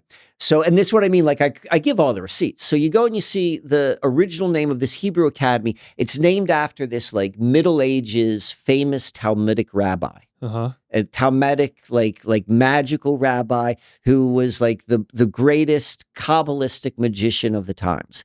And he was very, very, very well known. He was very friggin' well known for this one particular magical act where every Friday night at sundown, he and like his other rabbi friends, they would gather and they would philosophize whatever the Talmudic Middle Ages Kabbalistic magician rabbis would talk about. And what they would do is they would gather the dust and the clay, and they would turn that clay into the most succulent baby calf. And then they would sacrifice it, and then they would eat it. And they would do that every Sabbath. Wow. So do you have any idea how Kobe got his name? Steak, right? Yeah. The most succulent steak around Kobe beef. That's what Jelly Bean, he named his boy for Kobe. So now we've got all of this strange friggin' connection. Like, I'm not really certain, like these are the touch points. We've got a hit, we've got Kabbalistic magic, plus Kobe, once he retired, like, I don't know if you know what he got into. Like, he started all of these like literal magic schools. He wrote all of these books. Like, go and look at the books he wrote for children. It's all about manifestation and the power of the mind, like a watered down version. And let me take this back. Like, I think that the word magic is a purposeful misdirection of how our realm works. Right. By calling it magic, it implies like there's stuff that is magic and it's not magic. No, this is how the world works. In some circles too, by calling it magic, that implies for some people, oh, that's bad and nefarious. All of that. It's a tool that can be used for good or for evil. It's all about the context in which it's used. So, okay, so I see this. I'm like, okay, this is a great story. I don't know like really where it goes with it, but this is the sort of stuff which I would go and I would talk about on other shows. And so I go on Higher Side Chats, which is a pretty big podcast. And I think we went on like early February, and this is 2020. And maybe it was it had to have been mid-February because Kobe Bryant died on January 26th. And you could hear me and Greg talking about like, well, what do you think about this thing from China? Like, do you think it's a real thing or do you think it's not? And it was literally the episode which was released right after it became a national emergency, which was on the Ides of March. So that was a marker for me. And that timing of that show, and then like everyone being at home and like my style of research, like really kind of like hit a stride. And like for the next, like that was early 2020, like I'm riding a really nice wave. All right. This is all building up. Okay. So fast forward to December 2021. So this is about a year and a half later. Like I've seen a big jump in terms of like exposure and like, you know, people are listening to what I'm saying and like life is good. I'm in a real comfortable sort of space, like the house I'm living with, the relationship I'm in, my like everything is moving along like at least in paradigm terms. Like, perfect. Like I came from like a world where like I have a degree in finance from a top school and I like had a top job where I had like a really good career and I walked away from all of that and I went out and I came back. I'm like, I'm resettled. I got a good house now and I'm not doing that stuff anymore and all this sort of stuff. Right. So the day before my 50th birthday, I get an email. And it's like, "Dear Mike, I'm so-and-so, and I'm familiar with your work on the Susquehanna Mystery, and I lead a group of, it's a sub-Freemasonic chapter. Whoa. And it's like all of these different Freemason groups, like in the Philadelphia area, like all of the Freemasons who are really, really interested in like the deep esoterics, like the real mystery of life. Like we meet quarterly, and I would like to invite you to come and present your Susquehanna mystery work. And this is the location, and this is the date, and let me know what you think. Signed, and he gives me his name, and then there's like 33 degrees like written afterwards. No way. He's telling me he's a 33-degree Mason. And so like I'm a researcher by nature. So I go and I verify this guy and I could see what his job is and I could see all this sort of stuff. And Are I'm you like, able to verify though that he's a 33rd degree Mason? No. Yeah. I can't verify that per se. Yeah. But I don't think he's made. So I think he's legit. I think he's totally legit. In my stories, like there's always a bad guy. There's always a villain in the story, whether it's the Skull and Bones or whether it's the Freemasons. Like I lean into that. Right. So here I am on my 50th birthday and I get invited. Like this is not normal for regular like conspiracy researchers to be invited. Hell no, it's not like, normal. So, and it's my 50th birthday and there's an eclipse. There's literally a solar eclipse, which is happening on the day of my birthday. And I come home, I take my boys out. We go to a movie. I'm like, can we go to a movie? Like, let's go to a movie together. I take my boys out. We go to a movie and I walk back and I was the receiver of a surprise party, a surprise birthday party. 100% caught off guard. I've never had a surprise party before. I didn't see it coming. So just like nervous system, like shock, like, holy shit, look at all of these people in my life. All of this happens and like that goes away. Like the next day, and I'm like sitting in this afterglow of like what just happened, eclipse, invitation by the Freemasons, surprise party. And now I'm starting to like lean into like, well, what is this invitation? Am I really going to go to the Freemasons? Why am I going to the Freemasons? Why are they asking me? I'm just like, if I go to see the Freemasons, am I a sellout? Am I just going there because it's like, I'm saying they're the bad guys, and now that they want me to come in, like I'm going to go dance for them? Yeah. Like, I'm like, all this sort of like, this is what's like churning. All these narratives though, too. All of these narratives. Yeah. And like, I'm cool with like some that are your own. Like, okay, what is my own? That's what you're trying to get to here. Like, what exactly. is my own like narrative? I'm feeling this all out. Right. And then I go and I look. And I look at the date. And I look at the location. Like it said in the email, like this is where we're going to meet. And this is the location. And the date is January 26th. The location, it's an Indian restaurant, which they rented out right outside of Lower Merion Township. Oh. And then I start looking a little bit deeper. So within that time period, I was really playing around with this number 57 because I moved to this house. It was number 57. I'm not going to get into the details, but 57 was rich in my, like what I was like telling stories about.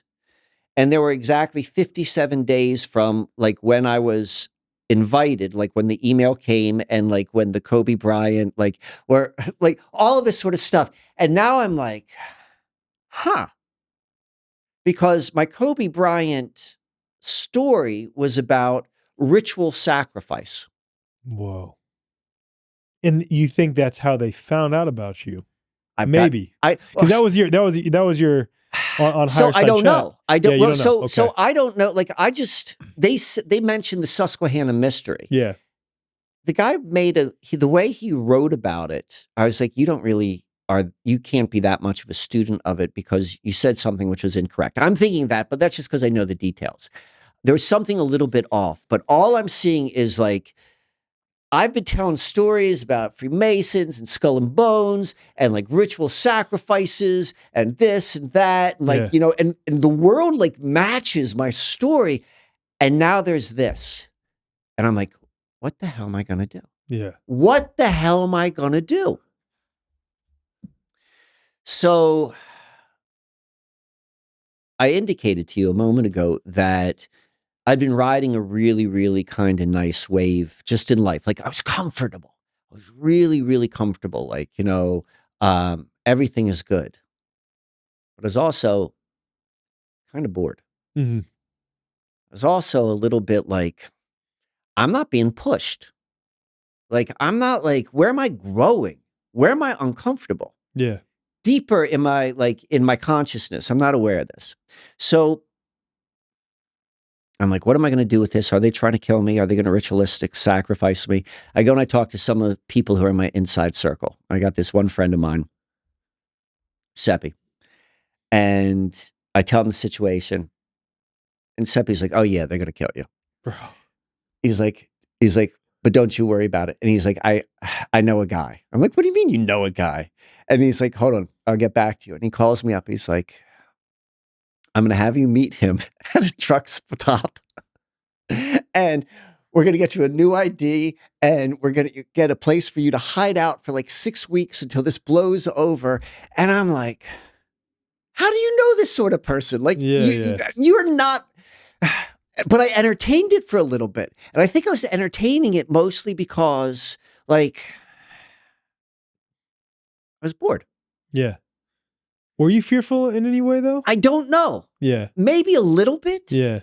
So, and I was making videos, like I'm having full disclosure with my audience. I'm like, of hey, like what's going on? Of totally what's going on. Wow, okay. And in fact, so this is what I eventually came to this conclusion. I'm like, I'm not going to friggin' run away. I'm like, I look myself in the mirror metaphorically. I'm like, I don't really believe I'm in any danger. I don't believe it. Like I had to come face to face with stories. This is where narratives are so important. Like there are narratives we tell ourselves that we kind of are playful with, that we're kind of aware of. And I'm like, I don't think they're going to kill me. I don't know why this is lining up like this, because this is like, I had 6 levels of like why this lined up perfectly. I can't explain that, but I don't think they're going to kill me. Nonetheless, so I go and I create a video. I outline everything to my audience on YouTube, still up there. And then I think I released the video like the day before I was going to leave. Go. And I was like, to be continued. Oh, wow. So I had 2 friends who came along with me. Like they were like really like worked up. Mark Steves, you know, Mark Steves. Mark's like, he's like, Mike, I'm not going to let you go in there by yourself. I'm going to go in. He's like, it's in a restaurant because they rented out the back room of a restaurant. He's like, I'm going to come there. And I'm going to come with my girlfriend and we're just going to hang out at the bar. And if anything happens, like, I got your back, brother. I'm like, thank you. And like another friend, Jesse, who is like, I'm there too. I'm like, all right. So I go. I give the presentation, room of like 30 guys. Like, you know, it wasn't what I imagined. Like the picture of like the hands behind the scenes. It's just Right.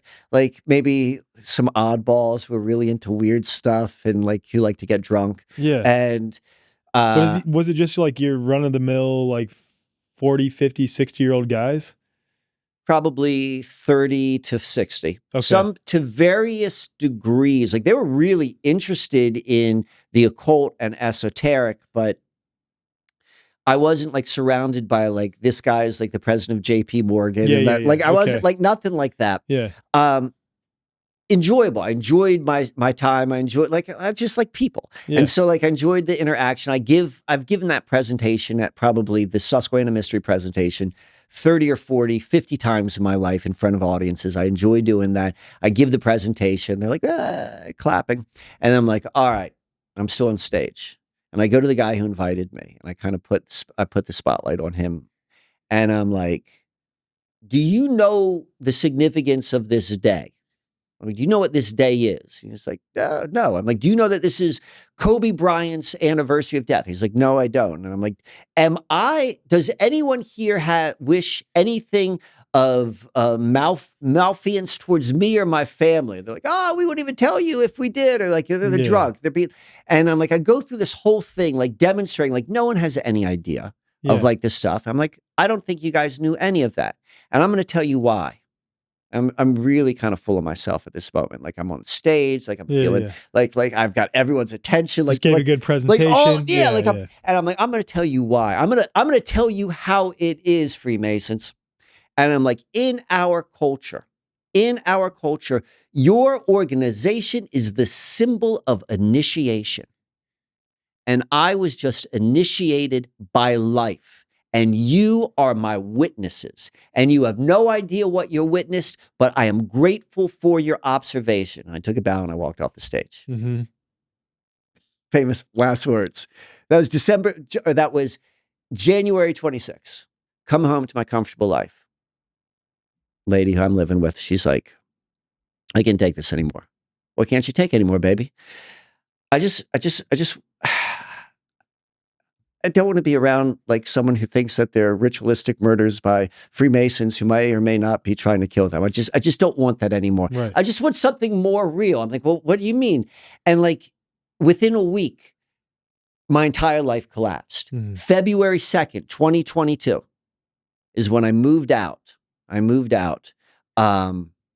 I moved to Baltimore, like completely like everything, like I said that life's initiating me, and then the floor dropped out beneath me and I started free falling. I had no plans. I had no vision. I'm in completely new area, in arguably like in this unbelievable combination between an immense amount of discomfort and an immense amount of like, this is so beautiful. I was living in this guy who I know, Scotty, who had been a supporter of mine. He's like, who's kind of like this renegade redeveloper,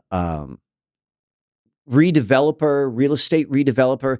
He turned this 1920s craftsman home in the most spectacular location in Baltimore, overlooking Leakin Park on the ridge top, into the most beautiful house. He's like, come on, brother, you could stay. It's totally furnished. You stay for free. I drive there, and he's like, oh, the only problem is there's no heat. It's February 2nd.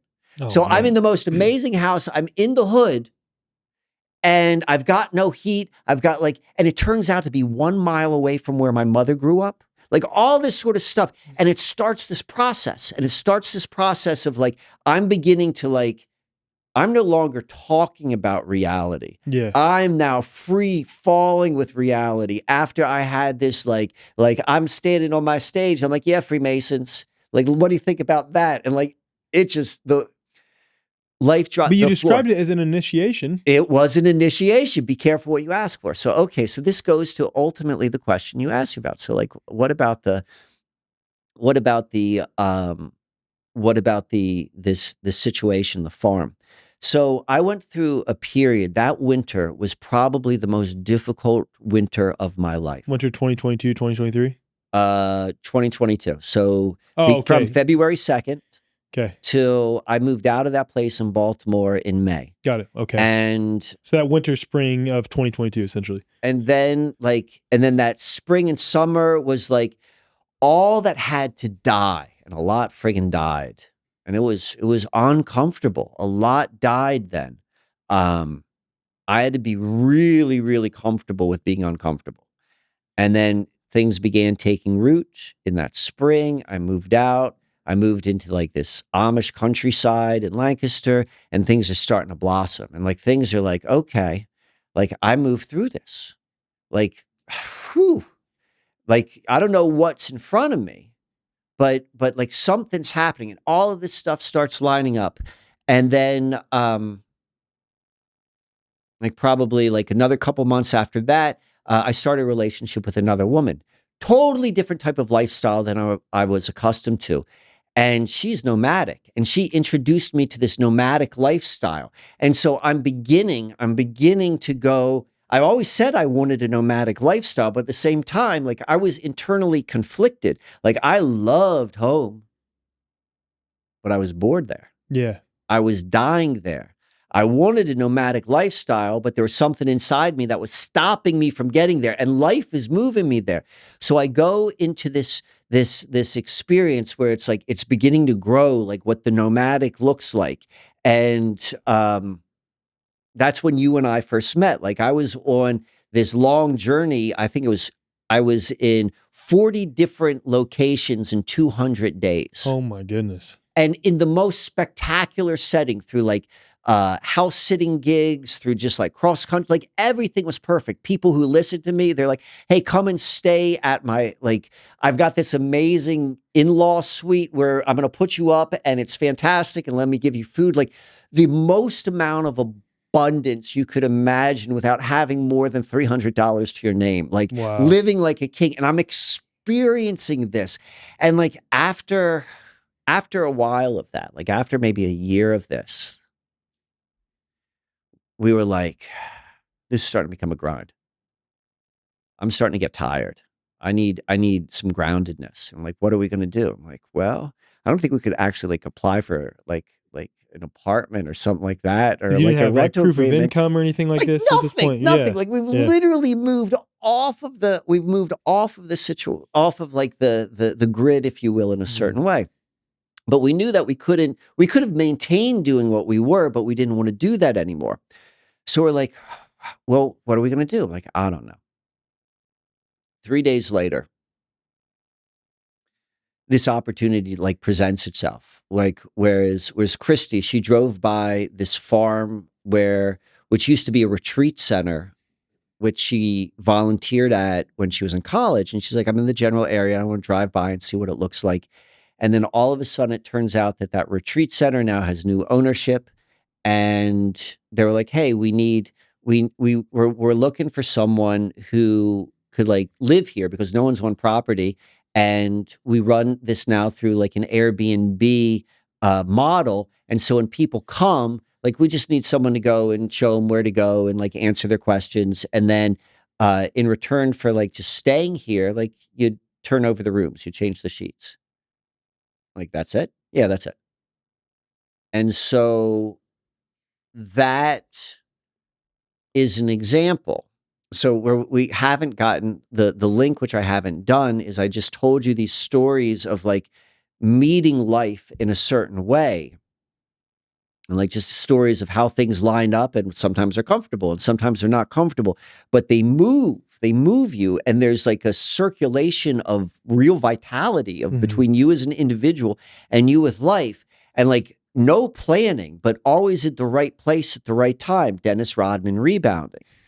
And all of this is grounded at, and this is what, and I think you saw this when we first met in Florida 1 year ago this week, was what I call my natural astrology or starboard, where all I'm doing is I understand the logic of astronomy, and I can replicate where all the planets are in the sky at this moment because this is what they tell you in astrology. And I'm able to go and for, quote unquote, count the rotations so that life can move me, like without meaning, but life can move me to the right place at the right time. And it's just doing it, for the most part, effortlessly. Yeah, and is that also the reason I wanted you to bring up that example of the farm? That was an incredible story journey. I'm still like, my mind's spinning on the significance of like Kobe and all that, but we can revisit that or not. But just the numbers, the lining up in the Lower Merion, and how they didn't even know, like, is it some functional fractal programming of this realm that is like just built in? I don't know. Anyway, but I wanted you to share that example because that is an example of like how to, once you become aware of paradigm, right? And once you become aware of storytelling and narratives, how you can functionally operate within the paradigm or dance with the paradigm while being totally aware of what it is, and life will come and you take it as it is in each moment. Yeah. So when I was talking about Dennis Rodman, I was like, I kept on using the word receptive. And that's an inner posture. Like I'm going to receive what comes my way. In my opinion, and I use this a little bit, I said, like, that's my definition for love as well, is allowing something to be. And so loving life is allowing life to be, and allowance is a key word. But then I'm not necessarily suggesting that one does not hold like what their desire is. Yeah. Like that's really where the dance is, in my opinion. So we need to, like, when you're a victim of life, like life is just totally like just ragdolling you all around. And then like, I'm no longer a victim of life. I've taken control of my life and I'm like, this is what I want. And this is what I'm going after. And now I'm like the opposite. Like, I'm not like, I might be able to be like a paradigm success, but I'm rigid and I'm not really having a dialogue. I'm like, I totally see what you're getting at here. It's like, I've wrestled with this a lot, right? So it's the difference between surrendering, for lack of a better term, to God's will, let's say, right? I love it. Right? Surrendering to God's will versus understanding that you are the co-author of this experience. And I don't necessarily think that the functional word there has to be versus either, because I think there is a both and I don't mean that in the typical cliche. It's like, oh, my truth, it's both and, it's whatever you want it to be. But I mean that I think the optimal way to be, and I can only speak to what I've come to know, Right. and I'd love to hear what you think, is that I'm doing what I can to operate through what's called the neti principle, which I brought up earlier, is falsification through not this, not that, like getting rid of all contradictions as best as I possibly can. Whatever I'm left with, that is how I'm operating as of now, right? Fully in alignment with authenticity as it flows through me. I think that God writes on our hearts, so to speak, a moral compass and a unique flavor of who we are, right? Operating as best as we can in alignment with that. allowing God to flow through us, we are naturally wanting to craft a story that is in alignment with God's will, that is in alignment with what we authentically want, because they are one and the same. Mm-hmm.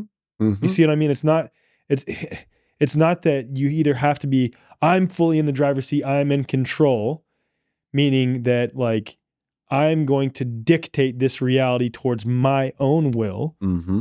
It's not fully that I just say fuck it and I have no desires, I'm going to let life flow as it comes.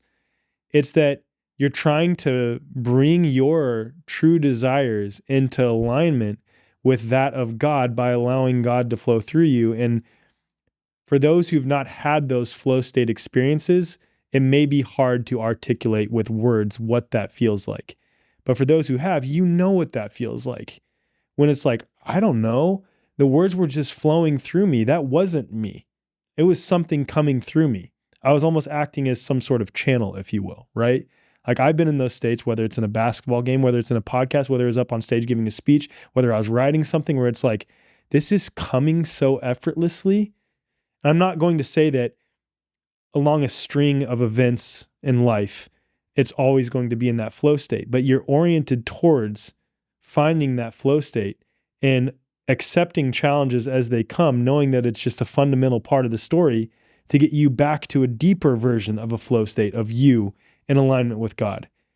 And I think that that's what the dance is. It's like trying to merge or synchronize your will that you think is your will with God's will, because it's ultimately one and the same, and acting towards that. Deep sleep, or in-REM sleep, is crucial for our body's daily rejuvenation, repair, and overall well-being.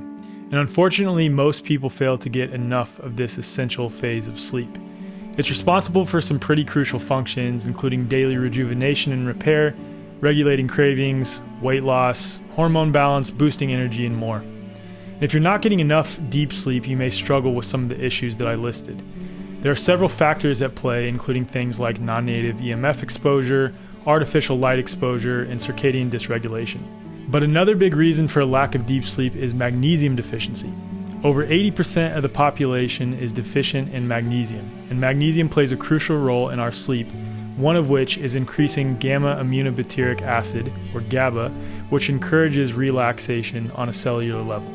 Magnesium also plays a key role in regulating your body's stress response, and when you're deficient, you tend to have higher stress levels, which, as you can imagine, doesn't exactly help with sleep. Now, before you go out and buy a magnesium supplement, it's important to understand that most products out there only have 1 to 2 forms of magnesium, when the reality is your body needs all 7 forms of this essential sleep mineral.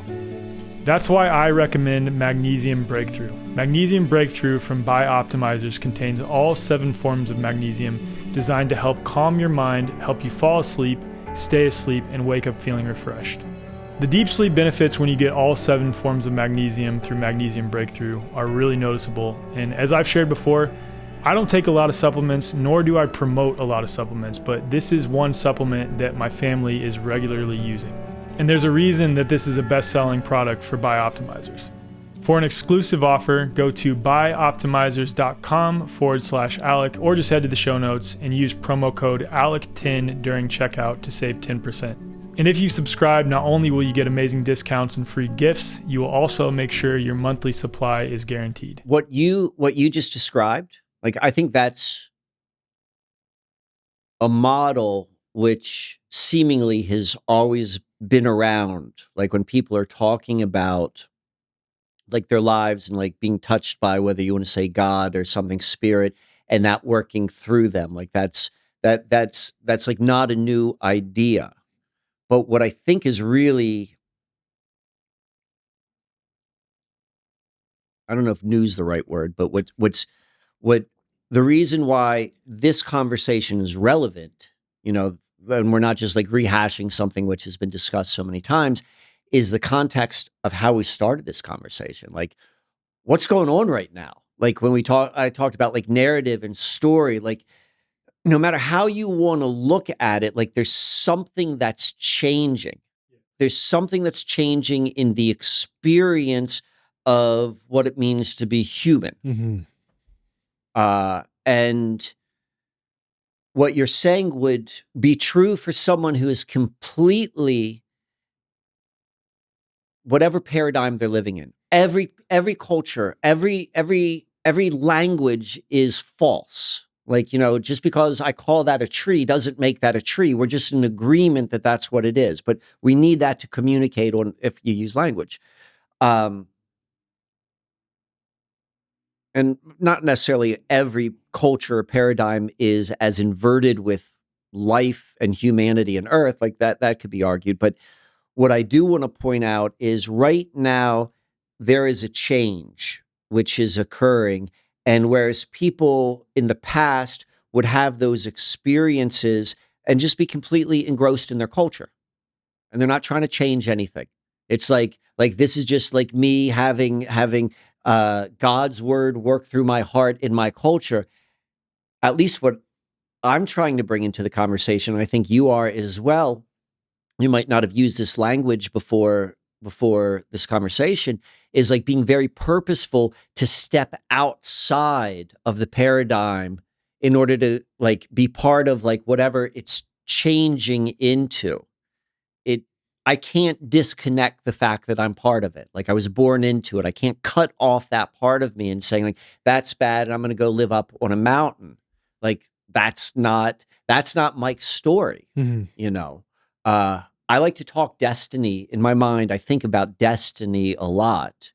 And I use that maybe in a very loose sense, but it's the story of our lives that we were always meant to have, but you don't recognize it until you look back. Like you can't like go out and look for your destiny. All you can do is look back and say like, this is it. Like that sort of stuff. And that's seeming to be like what's going on. And we're changing, or the game is changing us, or whatever analogy we're using, but it's just like what you're saying. And so like me telling these stories, like what I offer into this is like, these are demonstrations, like, the paradigm that we're in, its most seductive quality, in my opinion, is comfort. Mm-hmm. Yes. Comfort and convenience. Yes. And the convenience is just to become more comfortable in the paradigm. And I was very comfortable, as I told you in that story, but I was dead inside, or I was bored, or something wasn't right. Yeah. Something where I was literally willing to be like, yeah, that's a pretty good idea. I'd get a new ID and I'd disappear for 6 weeks. Like, or like even I'm going to go to a fucking Freemason like event just to see what's up. Yeah, exactly. Right. Like, I'm like, let me get something. Yeah. But the truth is like, this isn't true for all people. And I'm going to say it is most true for men. Mm-hmm. And I think the term men could be used in a lot of different variations, but we're not going to have that conversation right now. But living in the edge. And the edge means where I'm friggin' nervous, where I don't know, where I'm vulnerable, and where I'm scared. And so when you're comfortable, you can pretend you're not scared. And in that scariness, I mean, where I want to go with this, and that scariness is maybe like where you can see, hear what is written on your heart, in using your analogy. Something happens in that space, and we need to come to a place, and we need to, I think, from my approach, from what I'm seeing, is collectively more and more people need to come to that place of being comfortable to live where they're scared. Mm-hmm. Because if you don't, you stay in, ironically, the paradigm uses fear, phantom fear, not real fear. Right. Just phantom fear. And I guess maybe even the fear what you're feeling inside is phantom, is trying to not have anyone actually either have that fear or have that fear grounded in paradigm values. Mm-hmm. Yeah. The thing that comes up for me, like, with respect to, because what I think you're getting at is that as human beings, especially as men, I talked about this on a recent episode with a good friend of mine, Jesse Elder. We were talking about it in the context of prepping, how like a lot of people come into like the idea of prepping with a very like fearful lens, but it's because, if I am relaying what Jesse said correctly, the way I took it is that men in the paradigm that is pushing us towards what is comfortable, what is convenient, are not exposed to living on the edge as I have come to understand men should be in some way. Like, we're the protectors, the providers. We create that security, which in the past necessitated that we are the ones that are putting ourselves on the line, whether that's to hunt or to defend on behalf of the community or the family that we are a part of, right? To go out and do the work with our hands.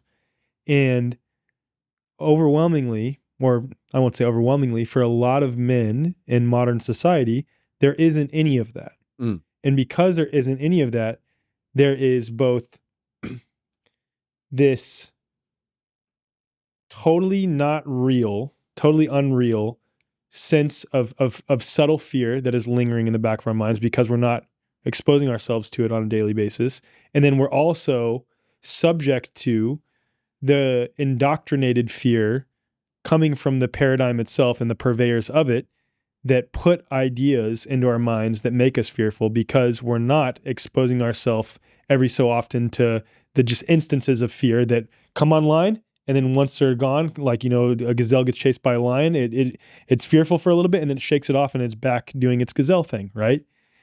And I think that because of that, we're lacking in the vitality and the aliveness of what it means to be a human being, what it means to be a man. Like, you take, for example, if I were to describe this being, a being that lives in a cage, that is fed a leg of an animal, that is, injected with a bunch of stuff, that is, lives comfortably and doesn't have any danger around it, you can't even tell what that animal is. But in my mind, I'm describing a lion. That wasn't a lion. When you describe what a lion is, you talk about a lion in its natural environment. So what I'm getting at here is like, we see that this realm is changing, as you said, like this experience that we're having as human beings is changing. And for me, what that looks like is that there are those who are allowing the paradigm to stack, right? Like they're stacking alongside the paradigm. It's just continuing to build and build and build this comfort and convenience, extracting us from that vitality that we need as human beings.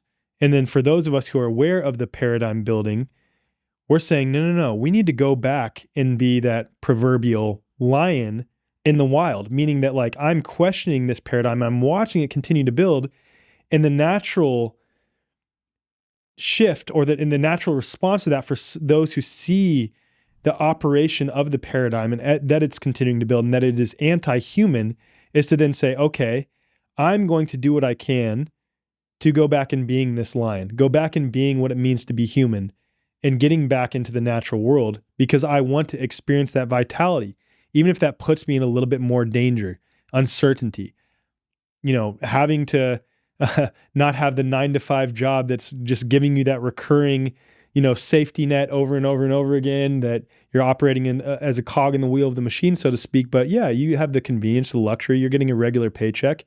And it's because we want that richness of life, of what it means to be human, that so many of us have been lacking in modernity. And so, yes, like this experience is shifting, but it's all about your perception of where you land and whether you're building alongside the paradigm and just going more towards convenience and becoming less human, in my mind, versus, no, I see the paradigm for what it is and I want to be more human. I don't want that. And there's a spectrum in between, and it's all about where you choose to fall into that spectrum based on your own story that you're wanting to craft. So that's what comes up for me when you describe that. So we're immersed in our experience. Like, I'm immersed in being me, you're immersed in being you, and all that sort of stuff. And then we have moments which we can step away and, like, look from a bigger picture. And what you just described, I think, is an incredibly astute and accurate way of framing up, like, what's happening. And particularly with the continuum, I think that's immensely important. So I think something's going to collapse on itself. And we're somehow we being all of us are involved in this eventual collapse. And as it's collapsing, like the continuum is like who's still part of it and who's like really not part of it and like who's somewhere in between. And that's like this continuum aspect. Like Yeah. there are people who I look at and I'm like, damn, that takes some friggin' balls to live like that. And then there are people who look at me and they're like, damn, that takes some friggin' balls to live. Like, it's a continuum. Like Right. everyone's got like has that sort of is somewhere in the midst, if they have some degree of awareness of, I don't want to be a lion in a cage getting inoculations anymore. Right. And that's what I think is collapsing in is like all of those. Proverbial zoos. So, but I also think, and this is where I come to this, where I come to this question, or the question rhetorically of like, what is this place? What is this experience? I'm immensely optimistic. I think I agree with you completely that the desire to embody vitality is like a top tier goal.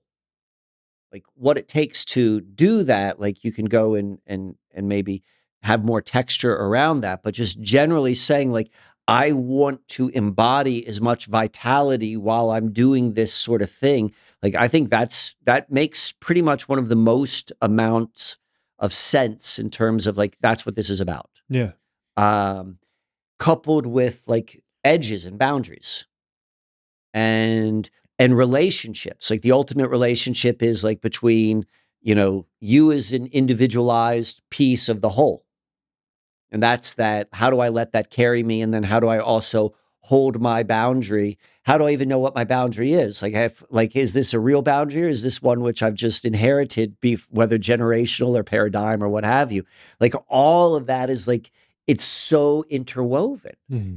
And we've been pulling out like pieces of it, but it's all the same sort of thing.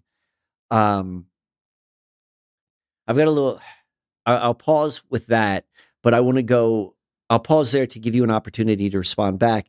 But then from there, there's another narrative, which I have in my head just to have an alternative narrative to where the paradigm is taking all of us. Go there. All right. Go there. What we're describing, like a lot of people, like who have any sort of, desire to observe what our paradigm, what our culture, what our collective life looks like. Like it's easy to go and point out like, yeah, this doesn't work and all that sort of stuff. And then it can often be very, very disenfranchising or, what's the point? Yeah. What's the Lisa, point? nihilism, Right. apathy. Yeah. Or even Yeah. like, well, what else am I going to do? Right. I've got a really good friend who's like sees it more clear than anyone I know, yet is more involved in the system and like trying to like milk the stuff from the system. He's like, it's the only game in town. Ah. I'm like, I see what you're saying, but I also see how it's killing you. But Yeah. anyway, so I've got like it all has to make sense in my opinion. Like it all has to be included. Like the paradigm has to be part of like the big plan. Like it's not like, if there's God and the devil, it's like God let the devil be, or God and the devil are the same. It's like, it's not like God created a universe and then somewhere outside of the universe that God created, the devil came in. Like, Yeah. no, it's all part of it. Right. It's all part Like of it it. all Right. has to make sense. Right. So what I imagine is this, going back to, and maybe we could go from this into like the Susquehanna mystery. But going back to the question of how plastic, how malleable is this experience? Like, can I make a banana appear by thought alone in my hand? Right? Can I jump off of a building and fly? Can that really happen? And then thinking about the whole like 4-minute mile, right? Like the idea of like we have these limitations, and then once the limitation has been demonstrated, this is why I use the word demonstration so frequently. Once it's been demonstrated, like, oh, I don't have to hold on to that story anymore. So all right. So this is what I see happening. Like we move collectively closer to the I make the banana appear in my hand. I mean, I personally think that food is only meant to be used for celebration, that we don't need food No, to I hold our completely bodies. agree. Like Right. like we just got upside down with it. We think we need food every day. I think Right. like all of this sort of stuff. Like the only way you could actually be free is if you don't count on anything besides the one thing which you are, which is consciousness. Mm. Like that's the only freedom, because if there's anything other than that, then you can't have freedom. So I haven't experienced that. That just is like, that's the, what is it? The wissy wissy? No, what? Oh, the netty Netty, principle. not wissy wissy. All right. So if that to me is like the most clear like direction of whatever this thing is, like moving in that direction, everything's changing. You look at like what the internet and technology and smartphones and like the shots and the indoctrinations and blah, blah, blah, the kids drinking high C out of their like baby bottles. So this is what I imagine happening. The world gets crazier and crazier. Like it becomes more and more like idiocracy, right? Like I don't We're already watch. close to there. If you look at like any of the presidential shit, like I saw friggin' Hulk Hogan on CNN. I don't watch the news, like, but I enjoy it. I love to watch it. So I was at someone's house this past weekend. It wasn't CNN. It was Fox. And watching it for the show of it. They're showing him like with the flag running around Madison Square Gardens. And I was like, I've seen this before, but it was 1985 and I was 11 years old. And he was literally wrestling in WrestleMania, and he had the same friggin' boa on. And it's like this. It's so friggin'. It's so funny. All right. So we're in this world, and like imagine, particularly if you're the sort of person who's carrying the kind of like the chip on your shoulder, like, look at this. Look at all these stupid people doing all this stupid stuff. And don't they know any better? Because I know better, because I've like, I've gone through this, and you've kind of carrying this chip on your shoulder. Superiority complex. Which is kind of legit. Like you are sometimes, right. Yeah. You are right. You do know a little bit more about food, and you're not doing that. Sure. You're not like giving your baby a friggin' iPad at like, like you're right. Like I'm not arguing with that. But the person with the chip on the shoulder, who they're looking most down at their nose, or like imagine like that image. Like I'm thinking of like an obese 3-year-old, like a 3-year-old weighing like 120 pounds, like maybe, and I'm being silly when I say this. So like, I don't want anyone to get insulted or like hurt, but if you do, like, I gave you my disclaimer. Like the kid's got autism from his 30 shots, and the parents are giving him high fructose corn syrup, and they've got all the videos, and their brain is a mush. It's literally mush. And because their brain is mush, they really don't know the difference between realities. And they have, from the very, very, very beginning, they've been given a touch screen. And that's the whole thing with like the touch screens and the developing minds. We talked about like your brain, your consciousness will become what you are first exposed to. Mm-hmm. And so you give that to like, you give that to a 1-month-year-old. You give that to I guess a 1 month would be too young, 6 months. And they start moving around, and their brain starts to become like neural pathways, like things move around. And one day that obese, autistic, high fructose, like child puts his finger on a friggin' tree and moves it, because they didn't think that it wouldn't happen. And someone sees it and they're like, what the fuck? And then another like 400-pound baby, like somewhere else, is doing it. And this 4-minute mile barrier is broken. Like this reality is more malleable than we've ever imagined it. And so the sickest, most disgusting thing that this paradigm can create is actually what's going to be where the solution comes from. I forget the name of this principle, or this thought, this like thought pattern. I don't know what it's called. I don't All even know right. what to call it. But it's along those lines that the best way to initiate change is by going to the depths of suffering within whatever the context of that paradigm is. Like the best way to initiate, like, I wish I knew the name for it. There's a name for it, but it's along those lines, because someone had posted that on Twitter the other day. I still refuse to call it X, but on Twitter, and that they almost wish that Kamala Harris won. And like, I don't buy into any of it, but they said this. I'm like, honestly, there's an argument for that. They're like, I almost wish Kamala Harris won, because that would push us down the slope of tyranny more, to where it forces us to adopt change. Like, it forces us to like exit the system as much as we can to adopt real change. But this is just another, like, honestly, that's not too crazy. Like, it could. That makes the most sense, because you can't If this plan is all for mind. that. You cannot plan if a chart. Yes, like the model of why that would work. There's truth to that.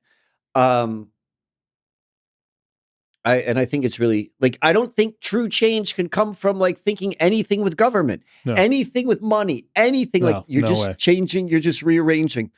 So this has been kind of my fantasy with the Kamala.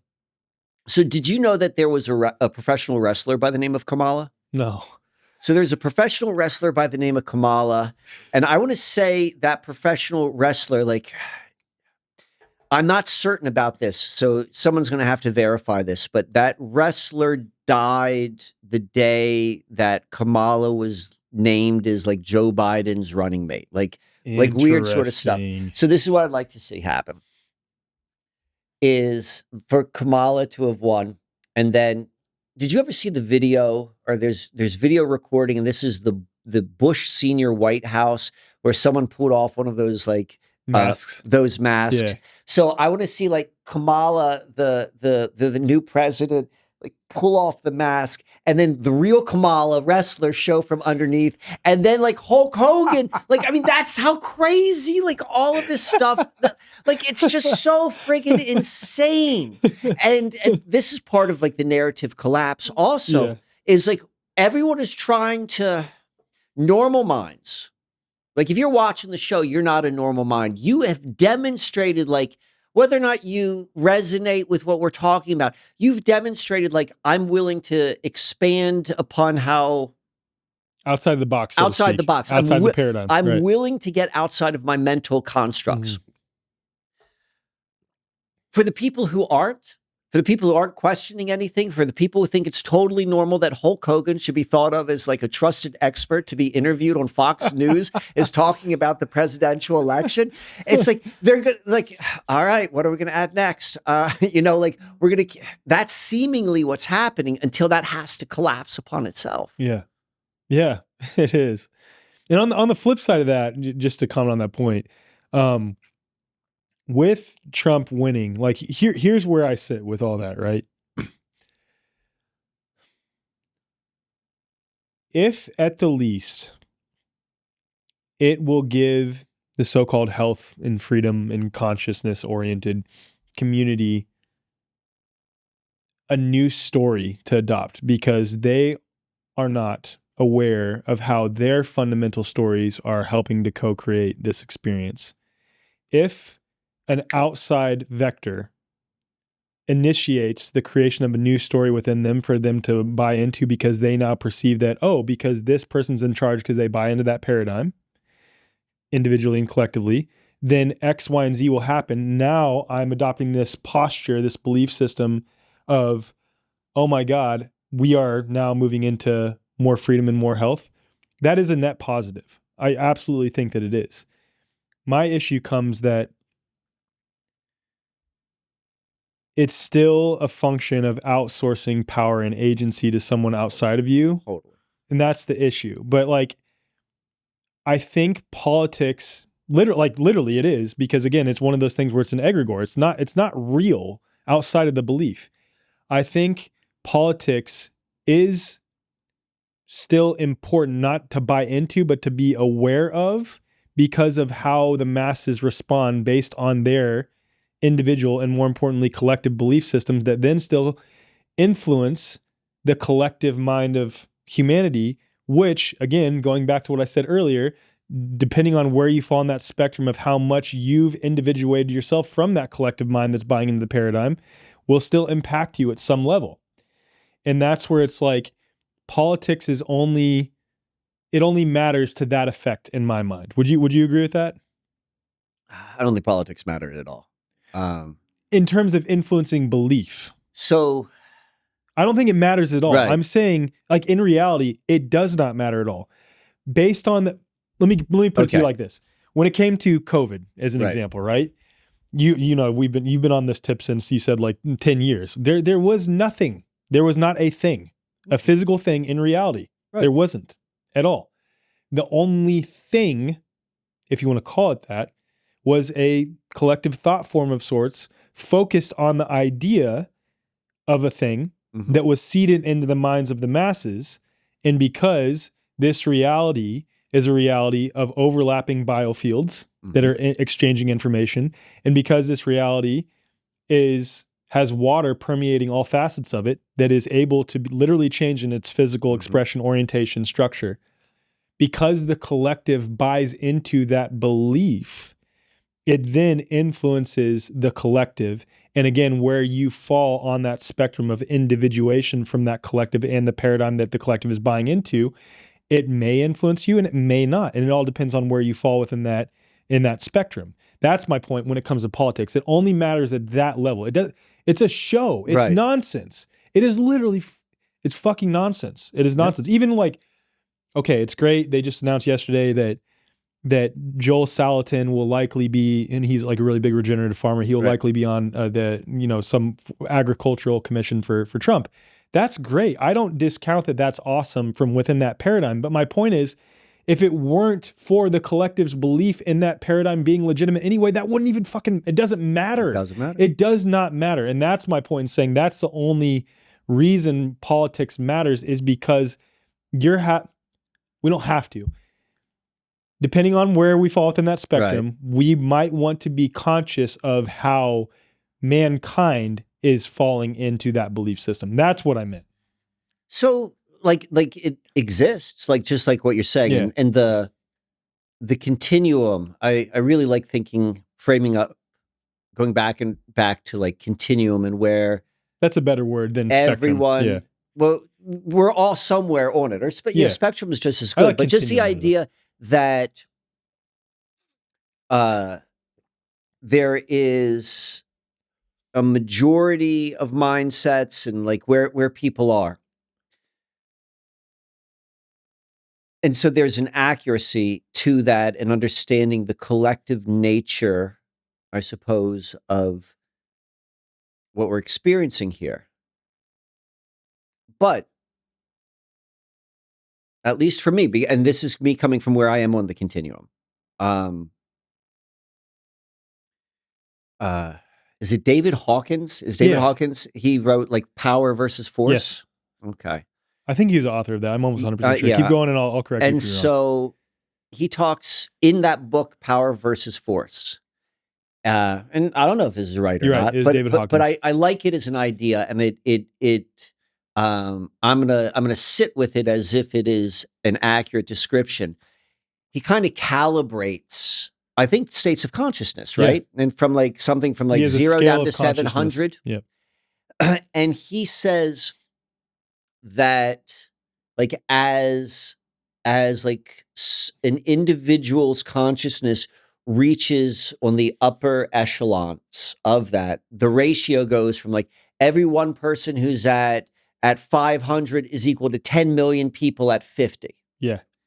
And I remember when I was reading that, the first time I ever read that, like, kind of picturing that person at 500 is like, this is like an enlightened Buddhist monk walking around in robes, like, milking a yak. Yeah. But I don't know. I don't think that that's necessarily how I'm picturing it anymore. No. But I still, what still is ringing true for me is like one person who's this far off on the continuum, like like what they're holding in consciousness counterbalances what all these dumb fucks are doing. Yeah. And like when I say dumb fucks, I mean it like, I love my aunts and uncles, kind of. And Remember, love means allow. I allow them to be. So I just won't eat their food. I just won't eat their food. But so when I look at like the politics, it's like I don't want to give. I'm not giving nothing to it. The only thing I'll give to it is like, well, what if Kamala took off her mask and there was the real Kamala? That I'll get behind. Like, that's as real as I can get with that. That's a valid point. That is a valid counter to it. But that is a valid I point. will say this, like, and this is where we don't have contradiction. Is like we're at a different place in the continuum. Yeah. Like you're closer to the world where you have to talk to people. I don't have to. I choose to. Regardless. Right. I choose there to. There are people in your life. I'm in the world, like I'm always amazed. Like I talk to people all the time, like people I do sessions with, and they're like, oh, brother, you're like the only person I get to talk to about this sort of stuff. And I'm like, who the fuck are you talking to? I've never talked to any, like every day, all I do is I talk to people like this. Yeah. So that's where I am on the continuum. Yeah. That's not like in terms of a value system, that's a continuum. So I have excluded myself from talking to anyone like that, or I've done it in such a way that like I feel like the gazelle, like there's literally nothing anyone would ever say to me about politics and which would ever make me feel anything other than the fact like, oh, sweetie. Oh, you still believe that? Yeah, no, that's a very valid point, because I see so many people in my audience who are almost there, like I see that they almost like get how it's all predicated on our thought. I choose to comment on some of that stuff sometimes, but then that's the slippery road of fucking getting pulled into that paradigm yourself because you're choosing to comment on it. Like the analogy is, you see a massive burning building, right? And it's very clear that it's a burning building, and there are a bunch of people in it, but they all have blindfolds on and they all have plugs in their noses and plugs in their ears, so they have no fucking clue that it's a burning building. No clue. You can stand inside that burning building and perpetually point at the burning building, or you can just get the fuck out and lead people out. And if people, as you're walking by them, you brush up against them, they're like, oh, someone's running that way pretty quickly. Maybe I should oh shit, I took off my blindfold. This is a burning building. I'm going to start getting out too. And it's like, I think I still sometimes, because I engage with that proverbial burning building, I sometimes feel the desire, and I don't know where it sits, to show people that the fucking building is burning. And not doing it in a way that's like fear-provoking or anything like that. It's more so like, you are outsourcing your power to that. But the more that I comment on them outsourcing their power to that, I am then giving that thing power too. And it's like, it's tricky. Fuck, it's tricky. It's tricky. I'll go back to like, I threw out the word destiny, and you were talking a little bit about that with like, what God has written on my heart or on our hearts. Like that seemingly, if you look at your background and you look at like, you're kind of mild mannered, and I would assuming from your background, like you probably have been through some shit, but very much so. Like that's the sort of person who should go into the burning building. And you're 32, right? Yeah, 32. So it's. I mean, when I was 32, I was like, I was trying to have $1 million net worth. Like that was my value system. Like, so it's like 32 is so young. Like, yeah, that's part of your theater of life, part of your theater of destiny is like, how do I meet that? Like, and being in the burning building, and like, what does that look like? It's not holes in your game. It's like an awareness of what this looks like. And it's always changing. Yeah. I appreciate that. Yeah, thank you. Very much so. Okay, fuck politics. I don't want to talk about that anymore. I want to talk about synchro-mysticism or reality and timekeeping or Susquehanna mystery, whichever thread you want to pull on. Around 2015, it became clear that me and my then wife were just very much going on different paths. And we split up. And we split up end of June. And it was the end of the school year. if you've gone through like a tough split up as it relates to like family, like we had a beautiful family. Like I had a like a wonderful life, but it was just like we're going in different directions, and like we had to go our different ways, and we had to like destroy that foundation which we had for our two sons. So it was immensely difficult. I was very, very involved in both of their lives. And so I went through the process of moving out, and then maybe like 3 months later, I was in a sublet, and then 3 months later, once that sublet disappeared or expired or whatever, the lease ran up. I was um, I was invited to go and live in this woman's house down in Wilmington, Delaware, and she was an astrologer. Like at the time, I knew a lot about astrology. Like I'd studied astrology for years, but I still had lots and lots and lots and lots of questions. Like I didn't understand this, and I didn't understand that, and so finally, like I was living with someone who was very, very knowledgeable, and I could ask all these questions. And she was an astrologer, so like that was kind of her point of reference. And I'd ask questions, and there was a disconnect. I'm trying to ask, like, I get real focused. I'm like, well, what about blah, blah, blah, blah, blah, blah, blah? And I wasn't able to articulate what I was thinking. And like, she would answer the question. I'm like, that's not what I'm asking. I was getting real frustrated Mm. because I'm like, I'm asking a very specific question and I need a specific answer. Like, I'm holding that energy. And so I was like, I got to build a model. I got to build a model. So that's when I built the first starboard. And probably something which you don't know about me, towards the latter years of when I was still married, um, I became a pretty prolific artist, and I was showing in galleries. Wow. And What form? I started out with collage. I'll show you some of the stuff here, Wow. and then I moved to wood. I do like everything is just completely self-taught, um, and my own techniques. Like I would invent something new. Like this was That's the always best way. that I mean, this would tell a little bit about my own psychology. Is like I'm going to invent a technique where no one can tell me it's wrong because I'm the one who invented it. Hmm. Like that was my motivator. Like that was my chip on my shoulder, I love that. right? Yeah. So I developed this technique, and I started doing this with wood, where I would apply glue to wood, and then I would sprinkle sand. I'd collect sand from beaches all over, and then I would paint the sand. It's amazing, such a great technique.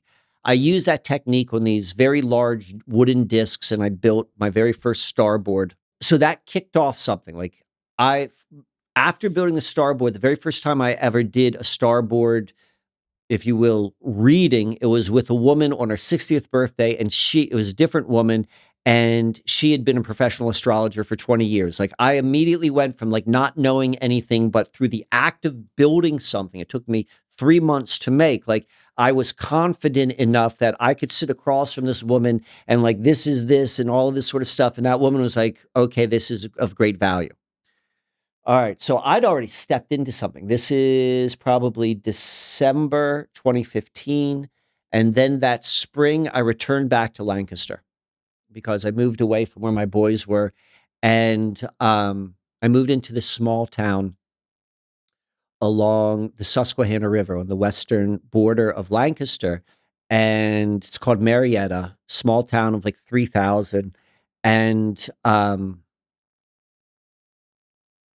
I was still really going through like stepping into the next stage in my life. So, really, really secure living, fancy house, fancy cars, fancy life, lived in a sublet, like living with like an astrologer lady. Then I'm like, all right, let me go back. I got to go back. And this is the first time I like, okay, this is a real apartment. I have a real lease. I'm like, I'm going to have my furniture. Like I'm getting grounded. And while I'm there, the town is a river town. It's right along the Susquehanna River. And they just built the most phenomenal trail, like paved trail through the woods, 30 miles long, that hugs the river. And I used to do this practice, and it was just riding with no hands, like very conscious, like I'm going to ride the entire time with no hands, because something happens physiologically when one, you're on a bike, but when you have no hands, and like I'm focusing on like being able to see around curves and like so much friggin' fun as I'm like really stepping into this new part of my life and just like totally raw emotionally. And I've got a curious mind. And I'm like, what's this Susquehanna River? What's this friggin' Susquehanna River? And I just went to Wikipedia. Wikipedia is the best place for all beginnings of research because it's so easy to jump around. And this is like 2016 now at the time. So Wikipedia was a little bit Less different. corrupted at that point. Maybe. But like, if you know what it is, like, you know what it is. Right. It got you started. And within a half an hour, like I go and I'm looking at the Susquehanna River and I see how it ties into Jamestown. You know, Jamestown, Virginia? Yeah. Jamestown is the first colony, which became the colonies of the 13 states. And, you know, it's the beginning of the United States. But Jamestown is also the birthplace of the British Empire. It's the first permanent colony of Britain outside of the British Isles. It's recognized as like, this is the birthplace of the British Empire. You could even make the argument like, well, the British Empire and the United States have always been the same thing. They all link right there. They still are. Yes, exactly. And so the Susquehanna River connects to that. And I'm looking online and I see this map, and it's called the John Smith map of Virginia. And John Smith, most people know him through Disneyfication of Pocahontas. Like, all of the players come together in this story. John Smith was the leader of Jamestown, who was, you know, this is the birthplace of the United States, birthplace of the British Empire, and I would say the birthplace of globalism. Like, because if you go and you look at globalism as monoculture, primarily defined by the popular culture, the foods, like they all go through the infrastructure of either Britain or the United States, whether that's our military bases, whether it's our language, whether it's our music. Can you name like the biggest band from France? No. How about the biggest band from Spain? No. Right. But you know who the Beatles are, and you know who Led Zeppelin is, and you know who the bit, like, you know, these, you know who all the Hollywood films are, you know what the British films are. Like that's what I mean by globalism comes through that. So anyway, that makes sense.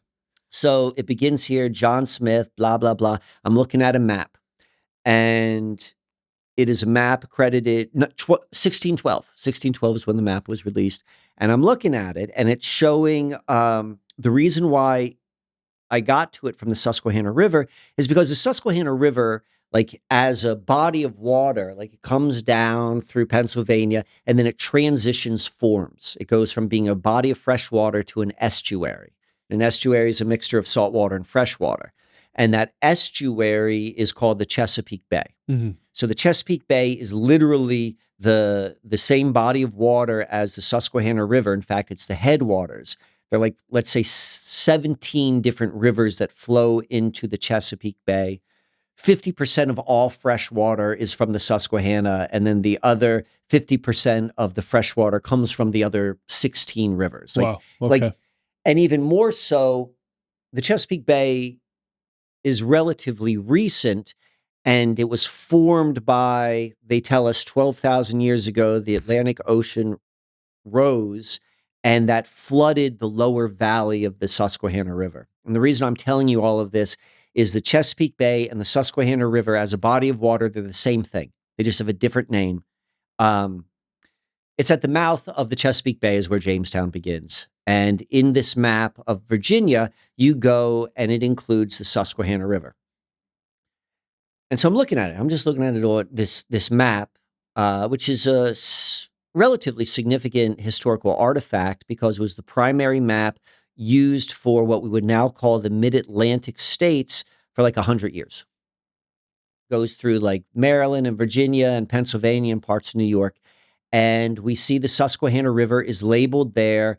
And you see this great big drawing of a person, and it says underneath that, the Susquehannocks are giant-like people, thus attired, and like just all sorts of weird stuff. But then when you go and you look at the top, there are latitudinal markers. So the map's a little bit different than our modern maps where we orient a map where north is to the top. This north was to the right-hand side. And I'm looking at the latitudinal markers, and it's like 37, 38, 39, 40, 41. And the 40 is spelled out 0 and then a reversed 4. And so I've been studying like conspiracy, magic, psychology, like all this stuff for like 10 years now. And I'm like, when you see a number mirrored in an official document, like this is like mirroring is a sign of magic, or at least a magical approach. And so I'm like, okay, what's going on here? And so eventually go and realize, we talked about Francis Bacon. Francis Bacon was the head of the executive committee of the for-profit company, which Jamestown was part of. So Francis Bacon was the board of directors for Jamestown. That is crazy. Right? I didn't know that. You didn't say that. So he's bringing up Francis Bacon because we were talking about it outside before this. Francis Bacon is everything. His name is everywhere. Can you name like everywhere. what else? He was the aide to King James. He was. So again, I don't know if Francis Bacon's a real person. Yeah. I just know that in the history, we are told this is the stuff which is accredited to Francis Bacon. And I will also say there's a whole bunch of like modern New Agers who treat Francis Bacon as an ascended master, worthy of being worshipped. It's known as the I Am Temple. So Francis Bacon from mainstream is credited with being the father of the scientific method. Throughout much of the first half of the 20th century, there was much literature on the argument that Francis Bacon is the true author of the works of Shakespeare. He was the final editor of the King James Bible. He was the right-hand man to King James. He was the Attorney General for Great Britain. He was the head of the Rosicrucians. He developed modern Freemasonry. He's like, I mean, the list just goes on and on and on and on and on and on. And he was also like the head of, he was the visionary for the New World expansion scheme for the British Empire. Him and John Dee. Like John Dee was his predecessor. So it goes from John Dee, who is the first spy who signed all of his letters 007 to Queen Elizabeth. And like that guy, then the next monarch was King James. And John Dee was the supposed head of the Rosicrucians. And then once Elizabeth was gone, then there was King James was the next monarch. And his top aide was Francis Bacon. Like, I mean, when you begin to see the story that is at least laid out before us. So both of them, Francis Bacon in particular, was a very well known for something which is known as steganography, which is a term which is still used today, though the context has changed slightly. And it means hiding secret information in public documents, such as like reversed 40 in a map or something like that. Story goes like this. John Smith goes down to Virginia. He's there for a handful of years. He goes and he explores the Chesapeake, comes back with his hand-drawn map, and then a year later, it's published. It's the exact same model of how the books of the King James Bible happen. Like all of the books were like gathered. They sat with Francis Bacon for a year. He did his editing, and then it was released as one like unified King James Bible. Like this is really, really well-established research on at least the King James Bible. I'm the only one who talks about the John Smith map. It just makes sense that the same model would hold sense to what is known about Francis Bacon and the works of Shakespeare, his folios, and the King James Bible, that the same thing is happening with this John Smith map. All right. I promise you it's going to go somewhere. It's such a great story, but there's so many details. So, I'm like, okay, well, if there's hidden information in this map, what would be hidden? Like Francis Bacon was very, very logical. You know, that's what the whole scientific method is like forming a hypothesis and then testing it without any sort of ties to outcome. Like what it is what it is. You have the presumed cause, and you're trying to see if that thing that you think is the cause of this effect that you're observing. And then you change your hypothesis if it's not. Exactly. So I'm like, all right, what would be hidden in a map? Probably a secret location. So I'm like, well, what would be the secret location? I'm like, based upon the big picture of the Susquehanna and like the Susquehanna River and then the location of the 40th parallel, and they line up perfectly. I'm like, oh, there's this map is, it's saying a cross points. Like that's what you would hide in a map, a secret information of a secret location, right? You wouldn't put like a recipe in a map. You would put a location in a Right. map. So the secret location was the 40th parallel in the Susquehanna River. And I'm like, all right, game on. Where the hell is the 40th parallel? Like I'm like discovering this real time. Like this is my brain is just like working. And like in hindsight, I'm like, I'm already tapped into something after this, creating the starboard. This is like 3 months after the starboard. So I go and I type in, I'm like, well, where's the 40th parallel? And I go and I look. So parallels, if where we are in the United States, there's about 70 miles which separate, like you've got the 40th parallel, and then 70 miles would be about the 41st parallel. They're measured in between. So the first line, it would be 40 degrees, 0 minutes, 0 seconds. That would be the very beginning.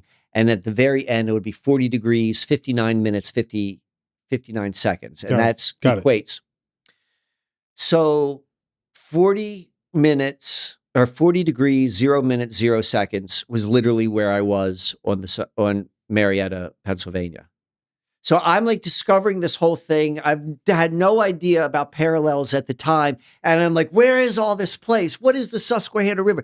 And then sure enough, like as I go and I'm like, this has gotta be like a secret location. I identified it. I go and I see I'm actually sitting in that location. What the hell? I'm sitting there. That's synchro-mysticism. That is synchro-mysticism, applying all of these synchronicities grounded in an understanding of mystery where it doesn't necessarily make sense, but it makes perfect sense. Dude, it totally does. Cause like what the So this is the beginning. This is like what I just literally told you was the first paragraph of the preface of a 400-page book. Like I'm not going to go through that 400-page book, but that's how deep it is. So now I'm going to go and I'm going to condense everything. I just wanted to paint that really big picture. As it turns out, across the river from where I was is a place called High Point Scenic Vista. And if you were to look at High Point Scenic Vista, you're going to go and see there is, at the very top of it, it's basically this like really majestic overlook of the river. And the setup of it, you could only tell this by looking at it from a bird's eye view, from like satellite view, is it's a crescent moon and a sun. And so the crescent moon and the sun is an ancient symbol of like alchemists and, which Francis Bacon was a part of. And that park, like I went and I did a little bit of research, and that park opened up on May 12th, 2007. The reason why that's interesting is Jamestown. Remember, so it's Jamestown's where this begins, the John Smith map. And on the John Smith map, it gives a secret location. The secret location is where this park is. I'm just a mile from this park. So it's all of this. Jamestown was established on May 14th, 1607. So exactly on the 400-year anniversary, like basically to the day, the reason it's the 12th instead of the 14th is the 12th was a Saturday, like in 2007. Right. So on the 400th anniversary of the establishment of Jamestown, which is where it was revealed that whatever this friggin' secret location is, and I haven't even gotten into the weird stuff or like the real stuff. I've just been in the weird stuff. This park opens up with these alchemical symbols. And not only that, you could go in, I was able to verify this online, like at the exact same day that this park opens up in Jamestown. So down in Virginia, down at the mouth of the Susquehanna River, we're on the same body of water. At Jamestown, they're celebrating what was called the America's Anniversary Weekend, the 400th anniversary of Jamestown. Queen Elizabeth II was there. So Queen Elizabeth I is where the British Empire began. The Bushes were there, like all sorts of muckety mucks are down there. Like this is like lined up perfectly. Like, and then if we want to go one step deeper, 400, this is 400 years. Much of Western occultism and mysticism or magical systems is based upon the Kabbalah. Yeah. Jewish Kabbalah. And one of the bases of the Kabbalah is a very simple alphanumeric code, which is called gematria. Basically, like a letter has a numerical equivalent. So the very last letter of the Hebrew alphabet is Tav. Like, if you've ever been to a bar mitzvah, they say Mazel Tov, right? And so Tav is the last letter, and it has a value of 400. So from a Kabbalistic perspective, the number 400 is the symbol of the end of a cycle. 400 breaths, 400 days, 400 minutes, or probably the biggest cycle that we can measure, which is the solar cycle, 400 years. So we've got this encapsulation like of endpoint, located on the map, like all of these sort of people. So, all right, so what the hell is going on? You talked about water, all right? I'm going to add, and you're absolutely right about like I'm in absolute agreement with you in terms of like the role of water into this experience. Something else which is really, which is a principle of life here on Earth is the role of the eldest. The oldest influences what comes afterwards. The oldest tree in a forest is like, the grandfather, the grandmother tree. Your oldest memories or your oldest experiences hold the greatest amount, like everything. The oldest member of a community, like, so when you think of like the oldest river, the oldest flowing fresh water, which is still flowing on Earth, like, and you understand the significance of water, like, what do you think that means? Like, and maybe I'm being rhetorical with this. Like, you could at least see, like, there's a lot of significance there. There's something. Okay, so something, of course. So guess what the oldest river is? The Susquehanna River. So that gets a lot of people's panties in a wad. You teed that up. It has to be, right? Yes. Okay. So they're like, well, what do you mean the oldest? What about this one or that one? So if it's not the oldest, it's the third oldest. There are thousands of friggin' rivers. This is the river. So now let's go into this. This river was identified by John Dee, the Enochian magician who visioned the British Empire, who had Queen Elizabeth's ear, and he told all of those, he instructed all of the navigators and taught them Euclidean geometry and basically told them where to go. Where do they set up Jamestown? Right in the mouth of the Chesapeake Bay or the Susquehanna Bay, if you want to be honest. And so I'm going to say that's the marker. That's the first fruit of globalism, of modern day globalism. Okay? Do you know what the first fruit is? Are you familiar with the concept of the first fruit from a biblical? I think so, yeah. So what you would do is you would take the first fruits of the harvest and you would offer it on the altar. Got it. Right? Got it. So, depending upon how you want to go and view, depending upon how cynical it is, this is the way the priest class got like the best of everything for free. Or this is like, this is how I treat deity. I go to deity and I offer you my first. Yeah. They used to offer the firstborn and then like, supposedly things got a little bit easier. Anyway, and they just started offering the first fruits. First fruit of globalism, located right at the mouth of the Chesapeake Bay, where the Chesapeake Bay, the oldest river on the planet, transitions from bay into the Atlantic Ocean. The biblical definition of an altar is something in like the physical environment which is distinct. It is separate from something else, usually natural hills. It's got to be something special, such as the transition from bay to ocean. So do you know your computer history? Yeah. Do you know what the first computer was? Do you know where the first computer was? No. This is where it's like, I don't actually know. I can't claim you had an idea, right? I mean, I didn't know this until I started doing this research. So how you define, similar to like, how do you want to define the oldest river? I'm like, well, I'm going to go with this, what the geologist said, and this other geologist says this other river, but he says this is the second oldest river. I'm like, we're painting with a broad brush right now, so just work with me now. So what's the oldest computer? Well, some people say, well, it's the Enigma computer from the British use. Like, well, no, it was the Turing machine by Alan Turing, which predated that. So I'm defining the first computer this way: electric and general programming. Neither the Enigma or the Turing machine could do anything other than the one thing they were designed to do. Okay. So the general computer, the very first computer, and definitely the birthplace of the information technology industry. Very first computer is located at Aberdeen Proving Grounds. Mhm. Do you know where Aberdeen Proving Grounds is? That's an army facility, if I remember correctly, right? An army facility, yes. It's located where the Susquehanna River transitions to the Chesapeake Bay.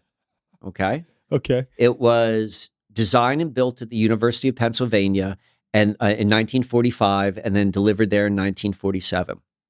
So John Dee, we talked about him as the magician. I always like to think of him as John D. Rockefeller because it's rather interesting how connected John Dee and John D. Rockefeller are in terms of organizations. When you first said it, that's what I thought of at first. I was like, no, that had to have been before his time. Do but you interesting. know the name of magic which John Dee is accredited for? Uh-uh. All right. So in the realms of magic, I don't know if it works. I don't practice this stuff. I don't do that sort of stuff Yeah. because my magic is just like breathing. Yeah. Amen. So do you know who Aleister Crowley is? Yes, absolutely. Okay. So Aleister Crowley was considered the foremost expert in this very, very sophisticated form of magic, which was called Enochian magic, Mhm. as in Enoch. Mhm. And that comes from John Dee because John Dee supposedly was in contact. This is the story they tell us. I don't even believe the stories they tell us, but I do believe that they're telling me these stories, and I know that things become real just because they tell it. Right. So he came up with Enochian magic. All right? Yeah. You know what the first computer's called? Let me guess. Enochian or something like that. ENIAC. ENIAC. Okay. All right. Do you know what the name of the first quantum computer is? First quantum computer company? Enoch? No. What? No. First quantum computer company. It was came out, I want to say like 2015, Canadian company, and that company's called D-Wave. Like, hey, I'm John Dee waving. Like, just in case you forgot. So we've got Enochian magic, which John Dee creates. Like John Dee's mind, when you read about John Dee, he had a binary mind. Yeah. So in the story of how he came up with Enochian magic was he was unable to scry. Scry is the process of looking into like water or a black mirror. So John Dee had a black mirror, actually his sidekick did, and he was able to see these spirits. That's the story they tell us. Got it. But John Dee did not have the capability to scry. What's scry mean? Scry means the ability to look in a mirror and see it. Okay, got it. So translate that to like more like modern day like consciousness. People who can scry have a lot of imagination, and people who can't scry don't because they have a binary mind. Got it. I'm too literal. Yeah. Ones and zeros, brother. Yeah. ENIAC, first computer. D-Wave, first quantum computer. So, okay, so that is at the second main transitional point. So we've got the birthplace, the first fruit of the computer globalism. technology. And this is it. Like, this is from the very beginning, the military industrial complex and the information technology industry, and even we could say the intelligence industry, they've been tied from the hip from the very beginning. Wow. Like they built that at University of Pennsylvania on an army contract. Mm-hmm. And what was the intention, you think? They were, I mean, this is the story they say. They were, so Aberdeen Proving Grounds is where you would prove the effectiveness of anything, of guns, military technology. Yeah. And so they were processing like mathematical things for shooting rockets, I guess. Artillery, probably. Artillery, yeah. I was a field artillery officer, Right. so like I'm like kind I of should like, know this shit about Aberdeen Proving Grounds. I don't remember that. So, and this is the same place where they did all of the mind control experiments at Edgewood. Edgewood Arsenal is the arsenal associated with Aberdeen Proving Grounds. They're on the same campus. Wow. And that's where they did all the mind control experiments the Army did in the 1960s. Wow. Like when you begin to see this fucking story and you're like, what's going on? So now we're also going to see, so we've got the birthplace of globalism, we've got the birthplace of computer technology, and then at the primary confluence of the Susquehanna River is the birthplace of the distribution of electricity. It's where Thomas Edison built his first power plant, which distributed power using positive, negative, and neutral. Mm-hmm. So we've got the first fruits of all of these on the oldest river on the planet. John Dee is associated with Druidism, and Druidism is part of like the Celtic the Celtic culture. And if you know your Celtic culture, which is very, very magical culture, one of their primary processes of magic is something which is called river goddess worship. Mm-hmm. So now we've got the oldest river on the planet, and we've got the first fruits on what has become our modern age, ranging from this 400-year period, which is marked Kabbalistically from the beginning of Jamestown to at the secret location. So it's literally at the 40th parallel. So we got 40, like you start to see all this, right? Yeah. You start to see all this stuff and you're like, what? Like, why does this work? Why would this work? So we're going to add one more layer to this. The Susquehanna River. So it's actually, we could think about it as a Y. There are two primary branches. They meet together at a confluence and then they leave into the ocean at Chesapeake Bay. Chesapeake Bay is where Virginia Beach is, where the big naval yard is. Yeah.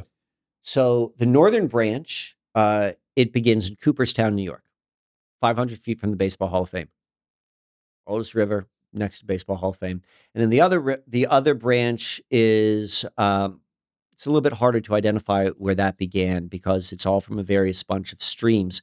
But it's seemingly very, very close to Puxatawney, Pennsylvania. Do you know what Puxatawney, Pennsylvania is? Have you ever heard of Groundhog's Day? Yeah. Have you ever seen those like Masons dressed in their, Yeah. So that's Puxatawney, Pennsylvania. Okay, got it. So that's, the day they celebrate Groundhog's Day? What day? February 2nd. February 2nd. That's goes. Yes, it is. That's yes, the date. It Wow. is. Yes, it is. And do you know what February 2nd is on the calendar of the year? What? It's the midpoint between the winter solstice and the spring equinox. Wow. Like this is an ancient holiday. Samhain. We just had Halloween. Samhain is the midpoint between all of the holy days have always been the midpoints between the equinoxes and the solstices. Wow. Baseball Hall of Fame induction weekend. When is it? It's the first weekend in August. Traditionally, that lines up with Lammas, which is August 2nd.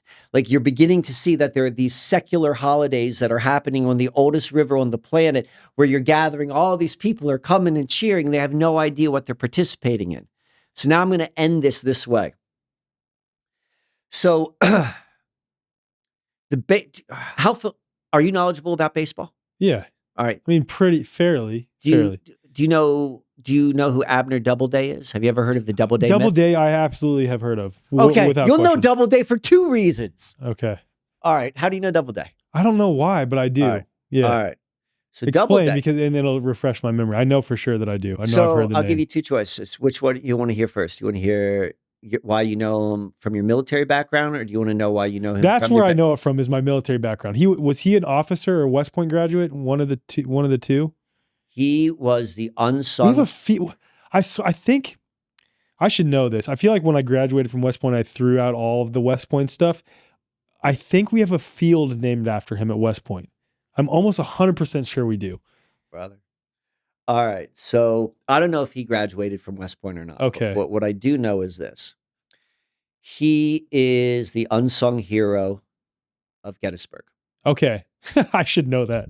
That's where I've heard the name for sure. So he was for sure where I've heard the name. He was number 2, second in command when the Gettysburg, what's the word I want to use? Operation? Yeah. Conflict? Yeah, sure. When it began. And I guess when it began that... I wrote a whole paper on this. I should know this The shit. North was kind of like in a weak position, right? When it first began. And whoever was number 1 was shot and killed day 1. And then Doubleday stepped up and for 2 or 3 days was able to hold the South at bay in order for the cavalry to come. Right. And that's what I sent to you. That was the message I sent to you when I was come and pick me up yesterday, sending the cavalry. Yeah. So Doubleday is a hero for that. Doubleday is also said, if you go and you look at your Civil War history, is also said to have fired the first shot from Fort Sumter. He was on a ship outside of Fort Sumter and he fired the first shot. So he started the Civil War and he also was the hero at where the Civil War tide turned. If you really, I'm assuming you're pretty familiar, and maybe it'll come back to you of the Gettysburg campaign. Campaign was the word I was looking for.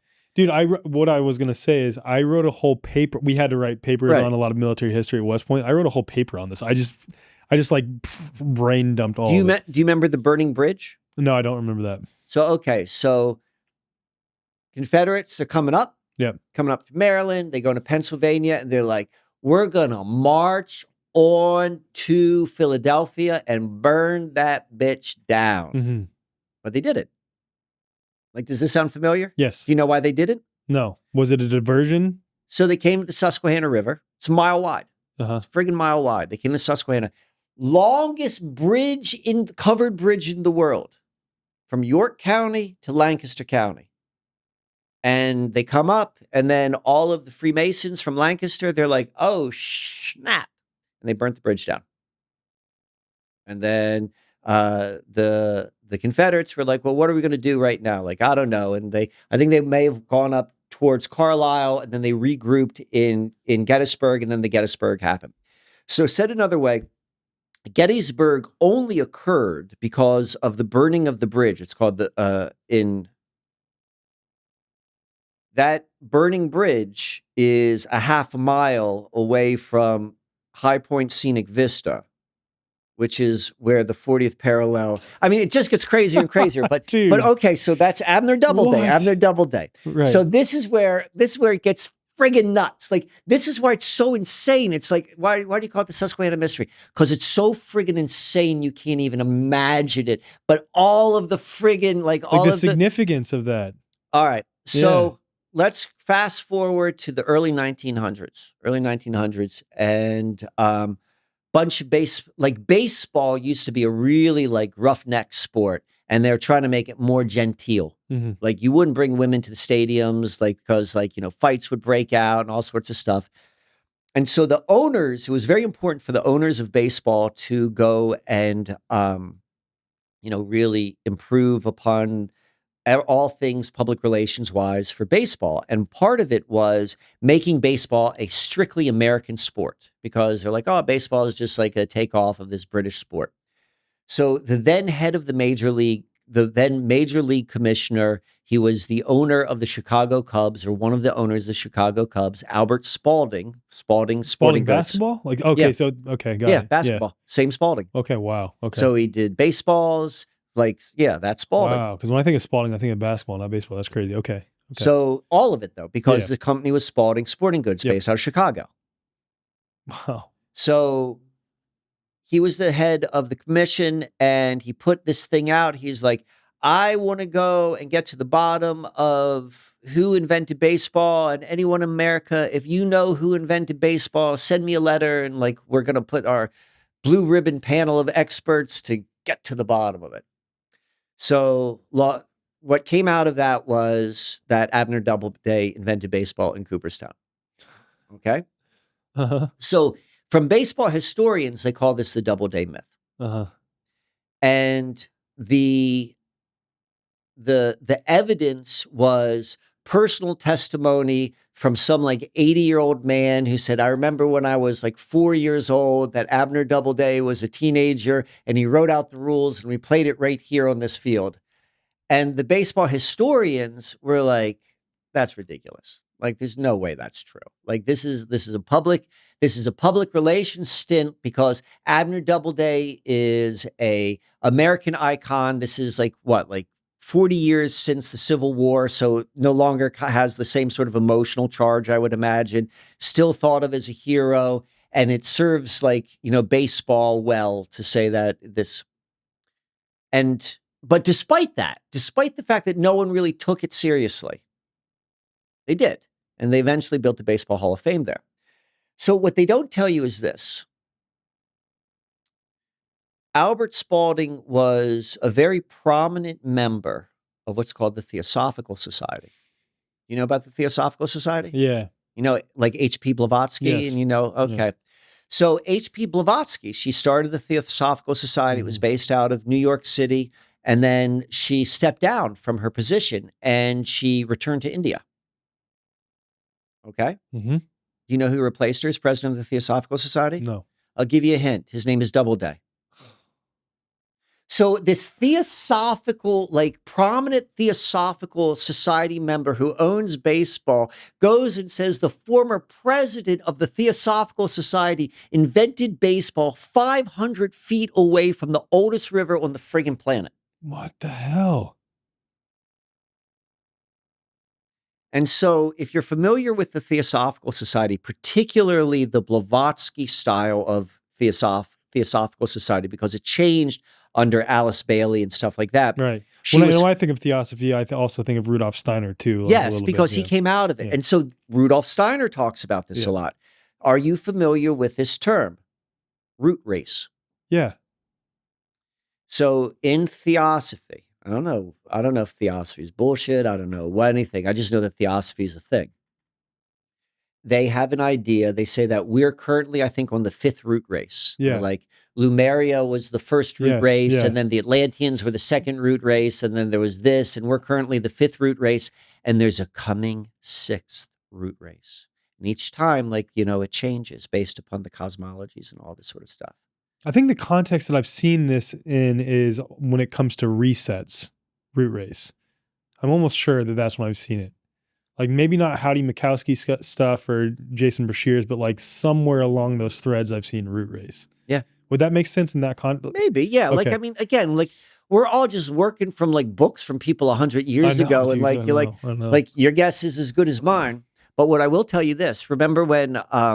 So what we have on the oldest river, which has the first fruits of all of the primary things that have created our modern age: globalism, computer technology, and electricity, which is the definition of the age of Aquarius. 100%. And the age of Aquarius, and we're not going to get into this today because we've talked so much, but the age of Aquarius is total bullshit. I could tell you that why. Damn, like you say that right as we're ending. Well, we'll have to do a part 2 at some point. So the age of Aquarius, the primary factors, at least in its expression and how it's being sold to everyone, like it's real in the fact that it's an egregor, like it's really come alive. But like anyway, it's to bring about the next root race.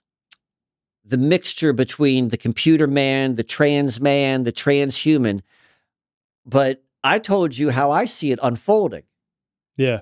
Your 300-pound autistic child who completely changes the entire understanding of how our world works.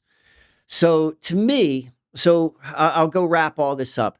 I go and I point out the Susquehanna mystery and I show people about it and I get them mentally like curious or interesting. But at the end of the day, what do I do with it? I'll tell you what you do with it. You get out of your freaking car, you drive over to it, you get out of your car and you begin to walk. You begin to look at this environment. You begin to look at this environment and observe it with great, great focus, but with no need for interpretation.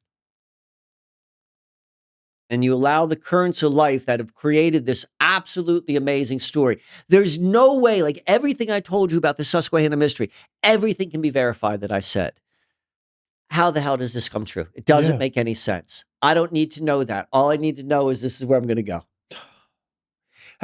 As a last question on that, because it's just lingering in the back of my mind.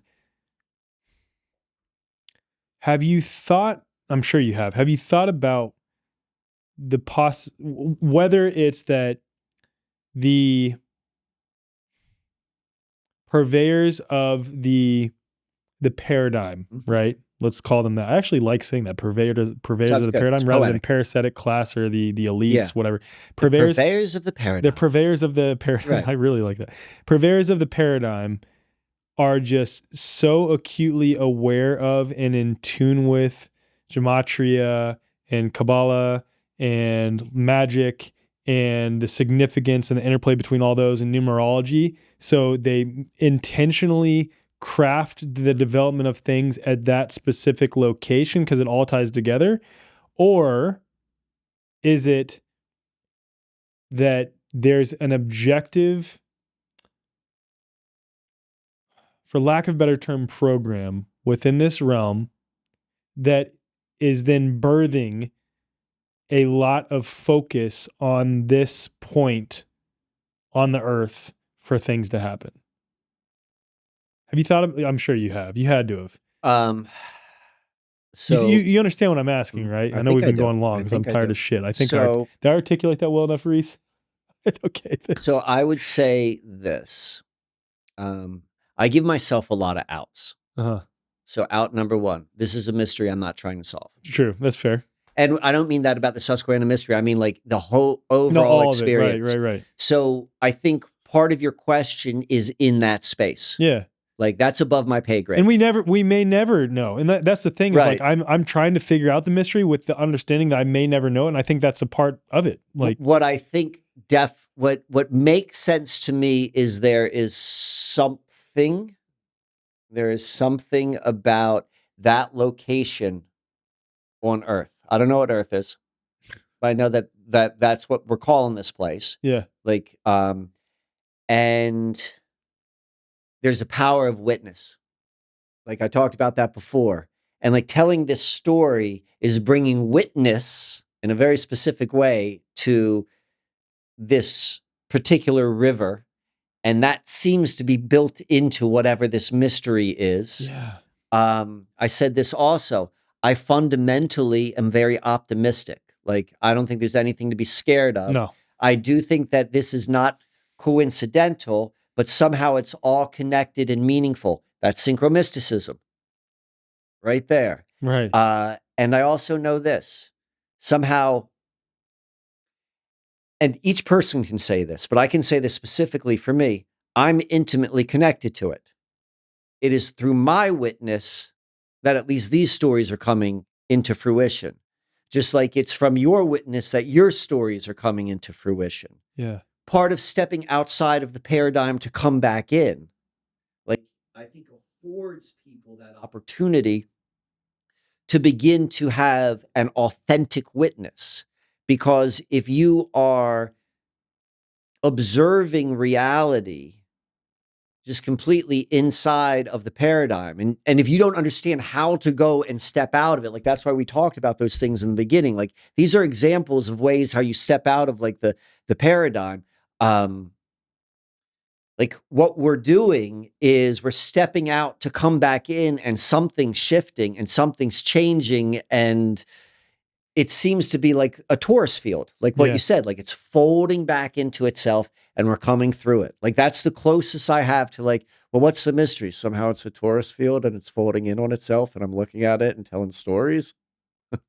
You know, I don't got anything more than that. Dude, you know what's so cool? I'll end on this note. So we opened up this episode talking about coherence, right? And you just talked about torus field folding in on itself. When I think of coherence, I always relate that in my mind just because that's the way that I've come to understand coherence in relation to a biofield. And when you look at a biofield, that literally is a torus. What's crazy is before I even knew the significance of the human biofield, or even had studied it to the degree that I have now, or talked about it to the degree that I have now, thanks largely to Eileen, I chose that logo just because I was like, oh, the Taurus yantra looks really cool. Like that's literally why I chose it originally. And then now a huge piece of my story and like the narratives that I explore is related to coherence as it relates to our biofields.